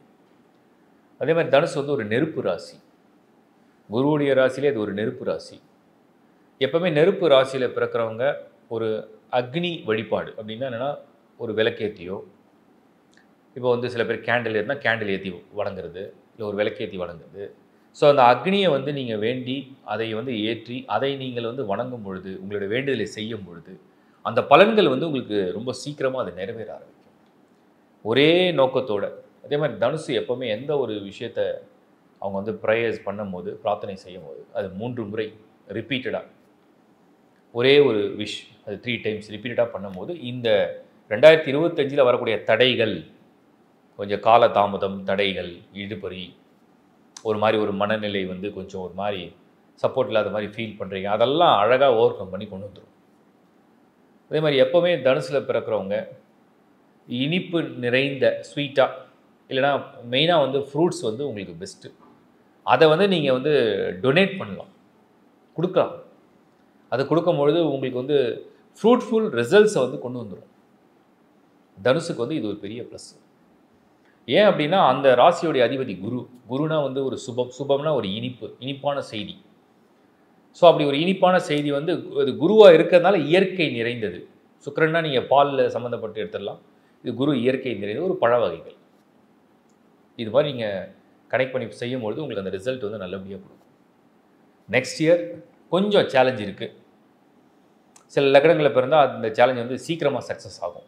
நான் சொன்ன மாதிரி இந்த கும்பம் மீனம், சிம்மம் மேஷம், இதெல்லாம் வந்து அந்த சேலஞ்சை வந்து கொஞ்சம் டஃப் சேலஞ்சாக ஃபேஸ் பண்ண வைக்கும். பட் அதையும் நீங்கள் ஓவர் கம் பண்ணுறதுக்குலாம் சில சூட்சமங்கள் இருக்குது, அதை ஃபாலோ பண்ணுங்கள். Best wishes. மகரம் ராசி. மகரம் ராசி வந்து நிறைய பேர் இப்போவே ரொம்ப பாசிட்டிவான விஷயங்கள்லாம் சொல்லிட்டு இருக்கீங்க. பட் லக்னத்துடைய காம்போ வரும்போது இன்னும் ஹிட் ஆகும். 2025 ஃபஸ்ட்டு வந்து சனி 3ஆம் இடத்துல போகும்போது மகரம் வந்து ஒரு ஒரு புத்துணர்வு, ஒரு மாதிரி ஒரு ஃப்ரெஷ்ஷாக ஃபீல் பண்ண வைக்கும். பட் இருந்தாலும் நிறைய பேர் கேட்ட கேள்வி என்னென்னா, ராகு வந்து செகண்ட் ஹவுஸில் வராரு, சந்திரனுக்கு நெக்ஸ்ட் ஹவுஸில். ராகு ஏதாவது பேட் எமோஷன்ஸ், இது ஃபேமிலி மேட்டர்ஸ் மட்டும்தான். சனி விலகுனால பெரும்பாலும் தொல்லைகள்லாம் போயிடுச்சு. இந்த ஃபேமிலியில் கமிட்மெண்ட்டில் கொஞ்சம் உங்கள் வார்த்தை நிதானம் பொறுமை இருந்தால் போதும், வேறு வரைக்கும் ஒன்றும் பிரச்சனை இல்லை.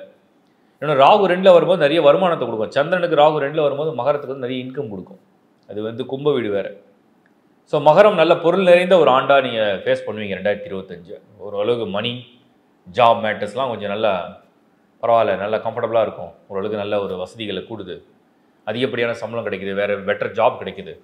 அந்த மாதிரி நீங்கள் ஃபேஸ் பண்ணுவீங்க. பிஸ்னஸில் எல்லாத்துலேயுமே ப்ரொமோஷன் எல்லாத்துக்குமே ஒரு நல்ல சான்ஸ் வந்துடும். இதில் என்னென்னா, நமக்கு வந்து மேக்ஸிமம் லக்னம் அடுத்த வருஷம் உங்களுக்கு ஃபேவர் பண்ணும். மேக்ஸிமம் ஃபேவர் பண்ணிடும். இந்த இப்போ உங்களுக்கு ரிஷப லக்னம் இருக்குது, அது ரொம்ப ரொம்ப ஃபேவர் பண்ணும். ரொம்ப ரொம்ப ஃபேவரபுளாக இருக்கிற காம்பினேஷன் வந்து மகர ராசி அண்ட் ரிஷப லக்னம். ஹையஸ்ட்டு ப்ளஸ் உங்களுக்கு சுக்கிரனுடைய லக்னம், சனியுடைய ராசி. அடுத்து மிதுனம் லக்னத்தில் நீங்கள் பிறந்தால் புதனுடைய லக்னம், சனியுடைய ராசி. ஃபேவரபுளாக நடக்கும் உங்களுக்கு.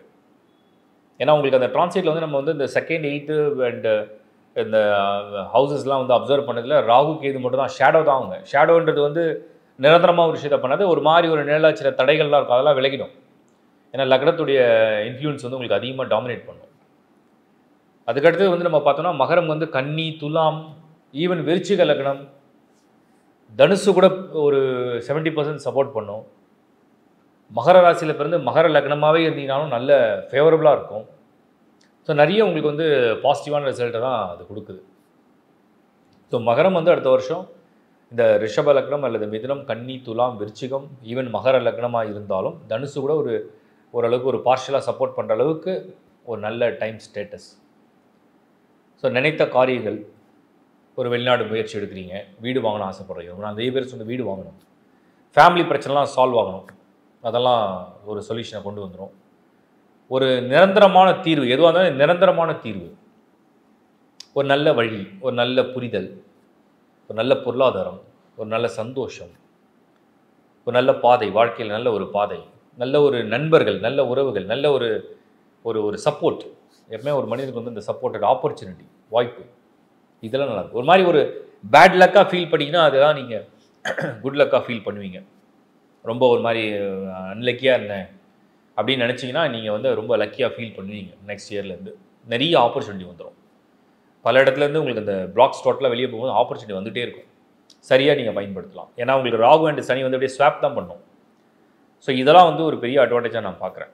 பட் என்னென்னா, அதே மகர ராசியில் பிறந்து நம்ம ரொம்ப கூர்ந்து கவனிக்க வேண்டிய விஷயங்கள் வந்து மேஷ லக்னம், சிம்ம லக்னம், மீனம், ஈவன் கும்பம் கூட ஒரு 50% சப்போர்ட் பண்ணிடும்.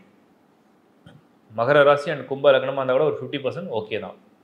பட் மேஷம், சிம்மம், மீனம் இந்த 3 லக்னங்கள் மட்டும்தான் கொஞ்சம் அந்த மகர ராசிக்கு என்ன தான் டைம் சேஞ்ச் ஆனாலும் கூட அதில் வந்து அது பலன் கண்டிப்பாக தரும்.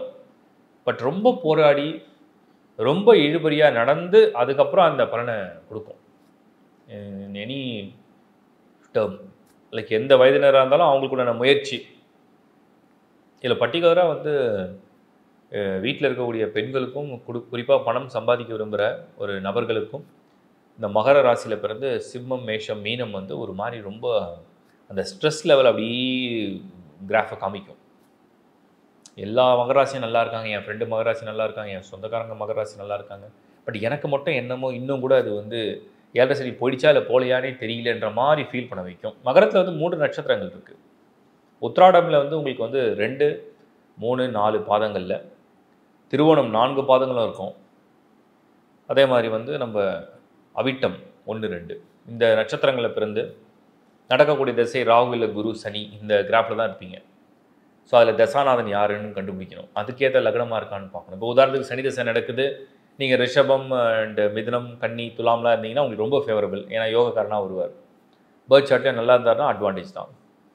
சப்போஸ் குரு தசை நடக்குது, ஒருவேளை நீங்கள் லக்னத்தில் வந்து தனுசாக இருக்கிறீங்க, இல்லை வந்து கடகம் இருக்கிறீங்க, கடகமும் ஓரளவுக்கு சப்போர்ட் பண்ணும். ஸோ கடகமாக இருக்கீங்க, இல்லைனா நீங்கள் விருச்சிகமாக இருக்கீங்க, அப்போ அந்த சப்போர்ட் அப்படி எடுத்துடலாம். அந்த மாதிரி அந்த தசா பலனை பொறுத்து. கடகத்தை பற்றி சொல்லணும்னா கடகம் அண்ட் தனுசு எப்படி நெக்ஸ்ட் இயரில் வந்து மகர ராசியில் பிறந்தவருக்கு லக்னமாக கடகமோ இல்லை தனுசோ வந்ததுன்னா ஒரு மாதிரி எல்லாமே கிடைக்கிறதுக்கு வந்து மைண்டை வந்து நல்லா ப்ரோக்ராம் பண்ணிவிட்டு முயற்சி எடுக்கிற மாதிரி ஆகிடும். காம்போவில் எப்போவுமே வந்து அந்தந்த ராசிக்கு ரொம்ப ஃபேவரபுளான லக்னமாக டிஃபால்ட்டாகவே பிறக்கிறதே ஒரு பெரிய அதிர்ஷ்டம். இப்போ சனியுடைய ராசியில் பிறந்தீங்கன்னா சுக்கரனுடைய லக்னம் இல்லை புதனில் தான் ரொம்ப அதிகப்படியான நேரடி தொடர்பு நல்லாயிருக்கும். அந்த காம்பினேஷன் நல்லா ஒர்க் பண்ணும். ஸோ அதெல்லாம் கரெக்டாக ஃபாலோ பண்ணிக்கோங்க. அண்ட் ஓவரால் ஜாதகத்தை நீங்கள் வந்து பார்த்தீங்கன்னா உங்கள் பேர்த் சார்ட் வந்து அதோடைய இன்ஃப்ளூயன்ஸை காமிக்கும். பட் ஒரு குறைஞ்சபட்சம் நல்ல விஷயம் நான் உங்களுக்கு சொல்லணும்னா, மகரம் எப்படியும் இருக்கிற தடையை உடைச்சி எப்படியும் இருக்கிற பிரச்சனைகளை வந்து முடித்து ஒரு நல்ல ஒரு புதிய பாதையில் ஒரு நல்ல ஒரு புதிய திருப்பத்தோட வாழ்க்கை அப்படிங்கிறது உங்களுக்கு நகர ஆரம்பிக்கும். நம்பிக்கையோடு காத்திருக்கலாம். வாழ்த்துக்கள். கும்பராசி 2025 கும்பத்தை பொறுத்த வரைக்கும் நான் ஏற்கனவே ரொம்ப கிளியராக நிறைய பேருக்கு சொன்னது தான். பட் எல்லோரும் என்ன புரிஞ்சுக்கிட்டாங்கன்னா இன்னும் 7 சனி முடியல போல், ஸோ ரொம்ப கஷ்டம் இருக்கும் அப்படின்ட்டு. பட் காம்பினேஷன் நீங்கள் பார்க்கணும், காம்போ பார்க்கணும். கும்பம் வந்து இருக்கிறதுலே வந்து சேலஞ்சஸை வந்து ஈஸியாக ஃபேஸ் பண்ணுற ஒரு ராசி, தைரியமான ராசி. அதை பற்றி எந்த டவுனும் இல்லை, மீன்ஸ் எந்த ஒரு வருத்தமும் இல்லை. பட் என்னென்னா அந்த ஜென்ம சனி விலகின பிறகு 50% ப்ராப்ளம் குறைஞ்சிருக்கு தான் நான் நிறைய பேர் சொல்லியிருக்கேன். ப்ராப்ளம் கண்டினியூஸ்னு சொல்கிறது போல ப்ராப்ளம் வந்து குறையும், மினிமைஸ் ஆகுது, எல்லாமே மினிமமாக கொண்டு போயிடும். ஸோ பெரிய பெரிய தலைவலியான பிரச்சனைகளை ஃபேஸ் பண்ணிங்க, உங்கள் பிஸ்னஸில் ஃபேஸ் பண்ணிங்க, ஜாபில் ஃபேஸ் பண்ணிங்க. நிறைய பேருக்கு ஸ்ட்ரெஸ் இருக்கும். கும்பம் வந்து நிறைய பேருக்கு வந்து ஸ்ட்ரெஸ் அதிகமாக இருக்கும். ஆக்சுவலாக குழப்பத்தில் இருப்பாங்க. அதிகமான குழப்பங்களை சந்திக்கக்கூடிய ராசி தான் கும்பம் இந்த காலகட்டத்தில். 2025 குழப்பம் வந்து புத்தியிலேருந்து வெளியில் போயிடும். முதல் நல்ல பலனே வந்து உங்கள் புத்தியிலேருந்து குழப்பம் வெளியில் போயிடும். தெளிவாக இருக்கும். அதாவது என்ன நடக்க போகுதுன்னு தெரியும். இதுக்கு முன்னாடி நடக்கிறதே புரியாமல் நடக்கும். இப்போ நடக்க போகிறது என்னென்னு புரிஞ்சிடும். நல்லது கெட்டதுங்கிறது வந்து உங்களுடைய விதிப்படி, உங்களுடைய லக்னப்படி, உங்களுடைய தசா புத்திப்படி. ஸோ கும்பம் ராசியில் 3 நட்சத்திரங்கள்: அவிட்டம், சதயம், பூரட்டாதி. சதயம் வந்து ராகுடைய ஒரு பயங்கரமான இன்ஃப்ளூயன்ஸ் உள்ள நட்சத்திரம். அவிட்டம் வந்து அவிட்டத்துடைய தத்துவம் வேறு, சதயம் அண்ட் பூரட்டாதி 3மே வேறு கிராஃப். அது வேறு மாதிரியான பலனை கொடுக்கும். பட் கும்பத்தில் பிறக்கிறவங்களுக்கு நெக்ஸ்ட் இயரில் ராகு வந்து உங்களுக்கு வந்து ஃபர்ஸ்ட் ஹவுஸில் வந்துடுவார். அப்படியே சனியும் ராகுவும் ஸ்வாப் பண்ணிக்கும். அப்போ நம்ம அசுபர்கள்லாம் எவ்வளோ க்ளோஸாக இருக்காங்கன்னு பார்க்கும்போது ராகு ஃபர்ஸ்ட் ஹவுஸில், செகண்ட் ஹவுஸில் சனி இருப்பார். மே மந்த் 2025 குரு வந்து மூவ் பண்ணுறது, இதெல்லாம் நம்ம பார்க்கும்போது இந்த காம்பினேஷன் எப்படி வேலை செய்யும், லக்னத்தோட தொடர்பு 7 கேது. குடும்பம், திருமணம், காதல், குடும்பம், இந்த விஷயங்களில் கும்பராசியை சேர்ந்து எந்த லக்னமாக இருந்தாலுமே ஒரு அவசர கால முடிவு எடுக்காமல் ரொம்ப நிறுத்தி நிதானமாக பொறுமையாக யோசித்து கன்சல்ட் பண்ணி ஆலோசனை பண்ணி யாருடைய எதிர்ப்பும் இல்லை, எல்லாருடைய பிளெஸிங்கோடு அது முடிவு எடுக்கிறது நல்லது. ஸோ ஃபஸ்ட்டு பாயிண்ட்டே உங்களுடைய பர்சனல் மேட்டர்ஸ் தான். கல்யாணம் ஆனவர்களுக்கு குடும்பத்தில் சில குழப்பங்கள், வருத்தங்கள், கடன் பிரச்சனை இதெல்லாம் வந்ததுன்னா அதை வந்து பெரிதுபடுத்தாமல் இந்த காலம் இப்படி இருக்குது நம்ம கடந்துடலாமே அப்படின்னு ஒரு பாசிட்டிவாக கொண்டு போயிட்டால் நல்லது. அது மேலும் மேலும் பேச பேச அது பிரச்சனையாக கொண்டு போகும். ஸோ முடிஞ்ச அளவுக்கு நம்ம அந்த ஒரு பேட் டைம் வந்து நம்ம ஸ்கிப் பண்ணுறது தான் நல்லது, அவாய்ட் பண்ணுறது நல்லது. அதை வந்து ஃபேஸ் பண்ணுறத விட அதை அவாய்ட் பண்ணிட்டா நல்லது. ஏன்னா அந்த டைம் வரைக்கும் தான் அது இருக்கும், அப்புறம் அது போயிடும். அதில் நீங்கள் போய் ரியாக்ட் பண்ண போகிறீங்களா இல்லையான்னு தான் இப்போ வந்து பாயிண்ட். ஸோ கும்பம் அப்படிங்கிற ராசியில் பிறந்து நெக்ஸ்ட் இயரில் ஒருவேளை ரிஷப லக்னமாக பிறந்து இருந்தீங்கன்னா, மிதுன லக்னமாக பிறந்திருந்தீங்கன்னா, இல்லை கன்னியை விட துலாம், ரிஷபம், மிதுனம், மகர லக்னம், இந்த 4 லக்னங்கள் உங்களை கைவிடாது. கும்ப ராசியில் பிறந்துட்டீங்க, நீங்கள் சதய நட்சத்திரம் சனி தசை நடக்குது, இல்லை நீங்கள் அவிட்ட நட்சத்திரம் உங்களுக்கு வந்து குரு தசை நடக்குது, இல்லை சனியோ இல்லை புதன் தசை நடக்குதுன்னு வச்சுப்போம். இல்லை நீங்கள் பூரட்டாதி நட்சத்திரம் உங்களுக்கு புதன் மகாதசையோ இல்லை சுக்கிர தசையோ இல்லை கேது, அந்த மாதிரி ஒரு கேல்குலேஷனை போடுவோம். நீங்கள் ஒரு ரிஷப லக்னமாக இருந்து, இல்லை மிதுன லக்னமாக இருந்து, இல்லை துலாம், இல்லை மகரம், இந்த 4 லக்னங்கள் கும்ப ராசியில் பிறந்தவங்களாக இருந்தீங்கன்னா பயப்பட தேவையில்லை. எப்படியும் உங்களுக்கு வந்து கொஞ்சமாவது சாதகமாக பலன் மாறிடும். அதுலேயும் வந்து மே வரைக்கும் கொஞ்சம் பொறுமையாக இருந்தீங்கன்னா 2025ல மே வரைக்கும் பொறுமையாக இருந்தீங்கன்னா நிறைய பேர் கேட்குறது ஜாப் சேஞ்ச். ஜாப் ஸ்ட்ரெஸ்ஸாக இருக்குது, ஜாப் ஸ்ட்ரெஸ்ஸாக இருக்குது, ஸ்ட்ரெஸ்ஸாக இருக்குது, job change, job change, job change. அடுத்தது கேட்குறது என்னென்னா அவங்களுக்கு வந்து பார்க்கும்போது கும்பத்துக்கு ஃபேமிலி இஷ்யூஸ். குடும்பத்தில் உங்கள் பர்த் சார்ட்டில் வந்து அதுக்குள்ள தசாபுத்தி என்ன சொல்லுதுன்னு நீங்கள் பார்த்துக்கணும். பட் ஆனால் இந்த ஜாப் சேஞ்ச் அந்த ஃபேமிலி இஷ்யூஸ் தான் மெயினாக நிறைய பேர் ஃபேஸ் பண்ணுறது.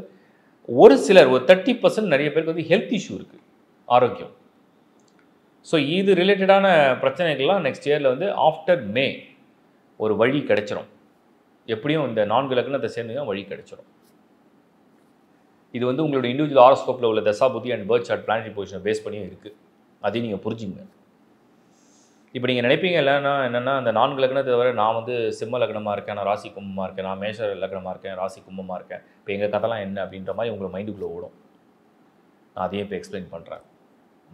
கும்ப ராசியில் பிறந்து கும்பமே லக்னமாக இருந்து இல்லைனா மீனம் இல்லை மேஷம் இல்லை சிம்மம் இந்த மாதிரி லக்னங்களில் சேர்ந்துருந்தீங்கன்னா கும்பம், மீனம், மேஷம், சிம்மம் ரொம்ப டஃப் சேலஞ்சஸை ஃபேஸ் பண்ணுற ஒரு 4 லக்னங்களாக கும்பராசியில் பிறந்து நெக்ஸ்ட் இயரில் இருக்கிறது அதுதான். பட் அப்பவும் ஒரு கவலை இல்லை. என்னென்னா என்ன நடந்தாலும் வந்து இந்த எதையும் வேணால் தாங்குவேன், நான் எவ்வளோ அடித்தாலும் தாங்குவேன்ற ராசி தான் கும்பம். அவ்வளோ சீக்கிரம் அசர ராசி கிடையாது. அவ்வளோ சீக்கிரம் அது வந்து பார்த்துக்கலாம், என்ன ஆகிடும் பார்த்துக்கலாம், அப்படி ஒரு ஸ்ட்ராங்கான ஒரு ராசி மைண்ட் வைஸ். அந்த ஒரு மனோபலம் அவங்களுக்கு வந்து சரீர பலம், மனோபலம், அதே மாதிரி அவங்களுக்கு அந்த சூழ்நிலையும் வந்து அவ்வளோ டீப்பாக போய் அவங்களை எஃபெக்ட் பண்ணாது. எமோஷ்னலாக போய் அது வந்து போய் அட்டாக்கே பண்ணாது. கும்பத்தில் வந்து இது பெரிய ப்ளஸ். நான் பார்த்ததுலேயே வந்து எமோஷ்னலாக ரொம்ப டீப்பாக அட்டாக் பண்ணாத ஒரு ராசி, ஒரு லக்னம் அப்படின்னா, ஒரு ராசி அப்படின்னா அது கும்பம். என்ன நடந்தாலும் அதுலேருந்து இன்னொரு வழியை வந்து அவங்க வந்து அடுத்து யோசிக்க ஆரம்பிச்சிருவாங்க. அப்போ வந்து இந்த லக்னங்களில் வந்து நம்ம சொன்ன மாதிரி கும்பம் அண்ட் மீனம், மேஷம், சிம்மம் தான் ஒரு சேலஞ்சை ஃபேஸ் பண்ணுவீங்க. பட் அதையும் ஃபேஸ் பண்ணுவீங்கன்ற நான் ஃபேஸ் பண்ணுற ஒரு துணிச்சல் உங்களுக்கு இருக்குது. அதனால் பயப்பட தேவையில்லை. என்னென்னா ஃபைனான்ஷியலாக கொஞ்சம் பிளான் பண்ணிக்கணும். ரொம்ப கடனில், ரொம்ப இன்வெஸ்ட்மெண்ட்டை ரொம்ப பெருசாக அப்படியே அகலக்கால வச்சு எங்கன்னா மாட்டிக்காமல் ஸ்மார்ட்டாக. அப்புறம் வந்து இதில் வந்து ஒரு செமி குட்டுன்னு எடுத்துக்கலாம். பாதி நல்லது செய்வாங்க, 100% நல்லது செய்ய மாட்டாங்க, ஆன் டைம் செய்ய மாட்டாங்க. அப்படின்ற லக்னத்துடைய வரிசையில் ஒரு லிஸ்ட் எடுத்தோம்னா கடகம், அப்புறம் கடகம், கன்னி, விருச்சிகம், தனுசு, இவங்கெல்லாம் எப்படின்னா கொடுப்போம், நீங்கள் கேட்குற பலனெல்லாம் நாங்கள் தருவோம், நீங்கள் கேட்கும் போது தரமாட்டோம். நீங்கள் உங்களை கெஞ்ச விட்டு கொடுப்போம், இல்லைனா உங்களை போராட வச்சு உங்களை ரொம்ப கஷ்டப்படுத்தி, இல்லை நீங்கள் வந்து அலைஞ்சு திரிஞ்சு நீங்கள் நிறைய சிரமப்பட்டு உங்கள் முயற்சியெல்லாம் பார்த்துட்டு ஓஹோ கடுமையான முயற்சி உடையவராக இருக்கார் இவருக்கு நாங்கள் கண்டிப்பாக சப்போர்ட் பண்ணுற மாதிரி கொடுப்பாங்க. அந்த மாதிரி இந்த லக்னங்கள்லாம் செய்யும். ஸோ ஓவராலாக 2025, 2024 3 விட பெட்டராக ஃபீல் பண்ணுவீங்க. 2025 வந்து 2023 and 4 விட நீங்கள் பெட்டராக தான் ஃபீல் பண்ணுவீங்க, தவிர வேர்ஸ்ட் கிடையாது. பட் என்னென்னா அது 100% கிளியர் கிடையாது. 100% ஒரு பாசிட்டிவான விஷயம்னு சொல்ல முடியாது. we can take it as 50 to 60.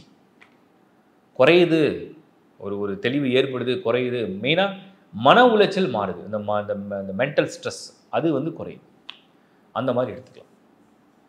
So plan well. இதுக்கு என்ன பண்ணலாம் அப்படின்னு நிறைய பேர் கேட்டாங்க. இந்த கும்பராசி இந்த மாதிரி டைமில் what is the remedy to follow, அது வந்து என்ன பண்ணலாம், என்ன பரிகாரம் பண்ணலாம் அப்படின்னு சொல்லி கேட்கும்போது, எப்போவுமே புத்தியும் மனதும் நமக்கு மேலே வந்து ஒரு நெகட்டிவ் ஃபோர்ஸ் இருக்குது அப்படின்னு சொன்னோம்னா நம்ம வந்து ஒரு பாசிட்டிவ் ஃபோர்ஸ்க்கு வந்து நம்மளை கன்வெர்ட் பண்ணிக்கிறோம். ஸோ ஒரு நெகட்டிவ் ஃபோர்ஸ் நம்மளை நெருங்கும் போது நம்ம ஒரு பாசிட்டிவ் ஃபோர்ஸில் கன்வெர்ட் பண்ணோம்னா அந்த நெகட்டிவ் ஃபோர்ஸை முடிஞ்சாலும் கட் பண்ணலாம். இது எப்படின்னா நமக்கு வந்து இப்போ வந்து வேகமாக வெளியில் மழை பெய்யுது, ஆனால் வெளியில் போய் தான் ஆகணும். ஒரு நல்ல ஒரு ஸ்ட்ராங்கான ஒரு அம்பர்லா எடுத்துட்டோம்னா அந்த மழையிலேருந்து நம்ம காப்பாற்றிக்கலாம், மழையை நம்ம நிறுத்த முடியாது. அதே மாதிரி காலில் தண்ணி நனையாமல் நம்ம நல்லா அந்த ரெயின் டைமில் வந்து ஒரு பூட்ஸ் போட்டுக்கலாம். ஸோ அந்த மாதிரி தான் ஒரு மழை ஒரு சேறு சகதியாக இருக்குது, அதுக்கேற்ற ஷூஸ் யூஸ் பண்ணலாம். எல்லாமே நம்ம வந்து பாதுகாப்புக்கு உண்டான வேலைகளை வந்து அதிகப்படுத்திட்டோம்னா பிரச்சனைகளை வந்து நம்ம தவிர்க்க முடியாது, ஆனால் பிரச்சனைகளை அணுகுமுறை நல்லபடியாக செய்ய முடியுங்கிறது என்னுடைய கருத்து. ஸோ பாசிட்டிவாக எப்படி மாறுறது அப்படின்னா சின்சியர் ப்ரேயர்ஸ் வந்து உங்களை பாசிட்டிவாக மைண்ட் செட்டை கொண்டு வந்துடும். நீங்கள் எப்பவுமே பாசிட்டிவ் திங்கிங்கோட சின்சியர் ப்ரேயர்ஸ் பண்ண உங்களுக்கு என்னென்னா ஒரு டிவைன் ப்ரொடெக்ஷன் வந்து முதல்ல உங்களுக்கு ஏற்பட ஆரம்பிக்கும். இதை நீங்கள் வந்து செல்ஃபாக பண்ணிக்கலாம். நல்ல மனிதர்களோட பேசலாம், டெய்லி பேசலாம். அவங்கள தொந்தரவாக நினச்சா கூட நீங்கள் அவங்ககிட்ட ஒரு அப்பாலஜைஸ் பண்ணி கூட பேசலாம். நல்ல மனிதர்கள், தெளிவான சிந்தனையுடைய நல்ல மனிதர்கள், எப்பவுமே பாசிட்டிவாக பேசுகிறவங்ககிட்ட டெய்லி நீங்கள் சும்மா ஒரு 2 நிமிஷம் பேசலாம். அட்லீஸ்ட் ஒரு மெசேஜில் சேட் பண்ணி நீங்கள் பேசலாம். அவங்க கொடுக்குற ஒரு பாசிட்டிவான நியூஸ் வந்து உங்களுக்கு நல்ல ஒரு என்கரேஜிங்காக இருக்கும். அடுத்தது வந்து நீங்கள் என்ன பண்ணலாம் அப்படின்னா, இந்த கும்பத்தை பொறுத்த வரைக்கும் மைண்டு நான் வந்து எப்பவுமே அந்த மாதிரி பாசிட்டிவ் நல்ல புக்ஸை வந்து நீங்கள் படிக்கலாம். உங்கள் மைண்ட் வந்து எப்பவுமே அந்த பாசிட்டிவ் திங்கிங்க்கு வந்து நீங்கள் அதுக்கேற்ற புக்ஸ் ஏதாவது மெசேஜஸ் வந்து நீங்கள் ரெஃபரன்ஸ் எடுத்து நீங்கள் படிக்கலாம். இதெல்லாம் உங்களை வந்து என்னென்னா செல்ஃப் மோட்டிவேஷன் கொடுக்கும். இந்த மோட்டிவேஷன் வந்து அந்த மாதிரி ஒரு டஃப் சேலஞ்சிங் டைமில் அதை எப்படி ஹேண்டில் பண்ணலாம், அதை எப்படி ஓவர் கம் பண்ணலான்ற ஒரு ஐடியா வந்து உங்களுக்கு ஸ்பார்க் வந்துடும். இன்னொன்று தெரிஞ்சுங்க, எல்லாருமே ஒரு காலத்தில் வந்து கஷ்டங்களை அனுபவித்து தான் வந்து ஆகணும். எல்லா காலமே ஒருத்தருக்கு வந்து ரொம்ப சுமூகமாக ரொம்ப சந்தோஷமாக நம்ம நிறைய பேர் நினைக்கலாம், இவங்களாம் ஹாப்பியாக இருக்காங்க, அவங்களாம் ஹாப்பியாக இருக்காங்க, அவங்களுக்கு என்ன கவலை இருக்குது, அவங்களுக்கு இவ்வளோ பணம் இருக்குது, அவங்களுக்கு இவ்வளோ இது இருக்குது, அது இருக்குது. பட் அவங்கவுங்களுக்குள்ளே இருக்கிற ஒரு மன வருத்தமோ மன வேதனையை வந்து அவங்கவுங்களுக்கு மட்டும்தான் அது புரியும். அது நம்மளா வந்து ஜட்ஜ் பண்ணிப்போம், அவங்க இப்படி அவங்க அப்படிலாம் இருக்கவே இருக்காது. ஸோ அதனால் வந்து நீங்கள் உங்களை வந்து ஒரு பாசிட்டிவான சைடில் இந்த ஃபோர்ஸ்லேருந்து உங்களை கட் பண்ணிங்க. மனமார்ந்த வாழ்த்துக்கள். மீனம் ராசி. மீனம் வந்து ராசிகளில் வந்து கடைசி ராசி, last but not least. But மீனமுடைய விசேஷம் என்ன அப்படின்னா, காலச்சக்கரத்துக்கே அது வந்து 12வது ராசி. ஸோ உங்கள் ராசி மீனம், குருவுடைய ராசி. அதுக்கு இந்த 7.5 சனி வந்து அப்படியே ஒரு மாதிரி ஒரு சின்ன இன்ஃப்ளூயன்ஸ் பண்ணிகிட்டே இருக்குது. விரைய சனி நிறைய செலவாயிடுச்சுங்க. ஏகப்பட்ட விரயம், காலம் விரயம், நேரம் விரயம், உடல் ஆரோக்கிய பிரச்சனை அப்படியே சந்திச்சுட்டு இருக்கீங்கன்னு வச்சுப்போம் உதாரணத்துக்கு. இப்போ ராசி மற்றும் லக்னத்துடைய காம்போவில் என்ன அட்வான்டேஜ் அப்படின்னா, உங்களுக்கு லக்னம் ஃபேவராக வந்துடுச்சுன்னா ராசி வந்து உங்கள் எமோஷன்ஸை மட்டும் டிஸ்டர்ப் பண்ணும். பட் ஆனால் விதிப்படி எல்லாம் நல்லபடியாக நடக்க ஆரம்பிச்சிடும். அந்த காம்போ தான் இப்போ பண்ண போகிறோம். அதில் வந்து மீனம் வந்து முதல்ல மீனத்துடைய ஸ்டோரி என்ன அப்படின்னா, அடுத்த வருஷத்தை பொறுத்த வரைக்கும் 2025 ஃபஸ்ட் ஹவுஸில் உங்களுக்கு வந்து சனி உள்ளே வந்துடுவார். ஜென்ம சனி அதுக்கு பேர் தான். ஸோ மீனத்தில் சந்திரன் இருக்கும், அங்கே சனி உள்ளே வந்த உடனே உங்கள் தலைக்கு மேலே போய் உட்கார்ற மாதிரி. மீனம்னா சந்திரன்னா மனசு மேலே ஒரு அழுத்தத்தை வச்சா எப்படி இருக்கும், மன அழுத்தம். ஸோ ஒரு ஸ்ட்ரெஸ்ஸை கொடுக்குற மாதிரி சனி உள்ளே வரார். பட் ஆனால் நீங்கள் அதை வந்து பெருசாக கவலைப்பட வேண்டிய அவசியம் இல்லை.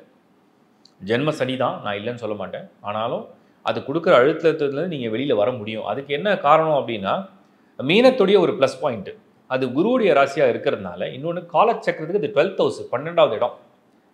அந்த 12வது ராசியாக தேர்வு செஞ்சதுனால என்ன ப்ளஸ்னால், எது நடந்தாலும் ஐ டோன்ட் கேர், பார்த்துக்கலாம், ஐ டோன்ட் கேர், எனக்கு அதை பற்றி கவலை இல்லை, போனால் போகட்டும் போடா, பரவாயில்ல போயிட்டு போகுது, நஷ்டமானாலும் பரவாயில்ல, விரயமானாலும் பரவாயில்ல, இல்லை ஏதோ ஒரு அப்படி இப்படி ஏடாகுடமாக நடந்தாலும் பரவாயில்ல, அடுத்தது சரி பண்ணிக்கலாம், அடுத்தது மாற்றிக்கலாம் அப்படிங்கிற ஒரு கான்ஃபிடென்ஸும் அப்படிங்கிற மைண்ட் செட்டும் அந்த ராசிக்கு தானாகவே வரும். இது வந்து ஒரு பெரிய ஒரு பாசிட்டிவான விஷயம். என்னென்னா, நீங்கள் ஓவராக ஸ்ட்ரெஸ் ஆகாமல் பார்த்துக்கணும், டென்ஷன் ஆகிடக்கூடாது இந்த ஜென்ம சனியால். அப்புறம் மற்ற டிரான்சிட்டை பார்க்கும்போது ராகு வந்து உங்களுக்கு விலகி போய்டுறாரு. 12th ஹவுஸில் ராகு வந்துடுவார். 6ஆம் இடத்துல கேது ஃபேவராக இருக்கும் உங்களுக்கு. கேது ஃபேவராக இருக்குது ஒரு பெரிய ப்ளஸ்ஸு. அன்எக்ஸ்பெக்டடாக ஒன்று நடக்காமல் இருக்கணும்னா கேது வந்து ஃபேவராக இருக்கணும். ராகு 12th ஹவுஸில் விரைய ராகு தான், அது பயணங்களுக்கு உதவி செய்யும். உங்களுடைய கரியர் அண்ட் ப்ரொஃபஷன் ட்ராவலுக்கு ரொம்ப நல்லா ஹெல்ப் பண்ணும். குரு வந்து உங்களுக்கு மேலே வந்து டிரான்சிட் நடக்கும், 4th ஹவுஸில் மூவ் பண்ணிடுவார், கேந்திரத்தில் வருவார் குரு. இந்த கேந்திரத்தில் குரு வந்தாருன்னா என்னென்னா, நிறைய பேரை வந்து இந்த வேலையே செய்யாமல் சம்பளம் வாங்குறது, இல்லைனா எந்த வேலையும் எனக்கு பண்ண பிடிக்கல, நான் கொஞ்சம் சும்மா ரெஸ்ட் மாதிரி எடுத்துக்கிறேன், ஒரு 2-3 மாதம் ரெஸ்ட் எடுத்துக்கிறேன், எனக்கு வந்து ஆனால் இன்கம் வந்து சப்போர்ட் கிடைக்குது, எனக்கு ஒருத்தர் ஹெல்ப் பண்ணுறேன்னு சொல்கிறாங்க, நான் ரெஸ்ட் எடுத்துக்கிறேன். ஏன்னா நாளில் குரு வரும்போது நிறைய பேருக்கு வந்து வேலை செய்யறதை விட வேலையில் வந்து கொஞ்சம் ஓய்வு எடுக்கலாம், இல்லை கம்ஃபர்டபுளான ஜோனில் கம்மியாக ஒர்க் பண்ணலாம், அந்த ஒரு ஸ்டேட்டஸை குரு கொடுக்கும். இப்போ மீனம் வந்து இந்த மாதிரி ஒரு அமைப்பில் இருக்குது. இது வந்து எந்த லக்னத்தோட ஒரு வேளை பொருந்தி இருந்தால் உங்களுக்கு பர்த் சார்ட்டில் 2025 ஓரளவுக்கு அதே ராசியில் அது ஒரு வேளை செகண்ட் ரவுண்டு 7 சனியாக இருந்து ஒரு முன்னேற்றத்தை கொடுக்குமா அப்படின்னு பார்த்தோம்னா, மீனத்துக்கு ரொம்ப க்ளோஸாக இருக்கிற லக்னங்கள்லாம் அப்படியே எடுத்து அப்சர்வ் பண்ணி பார்த்தேன். ஸோ அடுத்த ஆண்டை பொறுத்த வரைக்கும் ரிஷப லக்னம், மிதுன லக்னம், அதுக்கடுத்து வந்து விருச்சிக லக்னம், மகர லக்னம். ஸோ ரிஷபம், மிதுனம், விருச்சிகம், மகரம், இந்த 4 லக்னங்களை பிறந்து மீனராசியாக இருந்தீங்கன்னா உங்களுக்கு ஓரளவு ஸ்கோர் நல்லா இருக்கும். என்னதான் உங்களுக்கு வந்து இந்த ஜென்ம சனி வந்து கொஞ்சம் ஒரு மாதிரி ஒரு dullness, some confusions, some delays எல்லாம் பண்ணாலுமே ரிசல்ட்டை கடைசியாக தருமா தராதா? அந்த ரிசல்ட்டை தரும். ரிஷப லக்னத்தில் பிறந்தீங்கன்னா ரிசல்ட்டை தரும். மிதுன லக்னத்தில் பிறந்தீங்கன்னா ரிசல்ட்டை கொடுத்துரும்.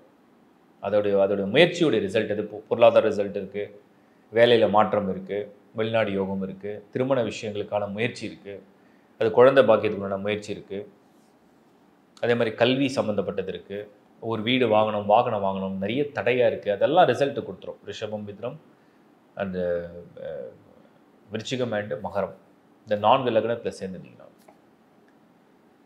மற்றதில் வந்து நம்ம வந்து ஒரு நியூட்ரல் அப்புறம் கடைசியாக பார்க்கலாம். கொஞ்சம் எக்ஸ்ட்ரா கேர் எடுத்துக்குங்க அப்படின்னு சொல்லணும். ரொம்ப அலட்சியமாக இருக்க வேணாம். ஏன்னா மீனத்தில் வந்து ஒரு சின்ன மைனஸ்னால் கொஞ்சம் அலட்சியமாக சம்டைம்ஸ் சில சூழ்நிலையில் வர வைக்கும்.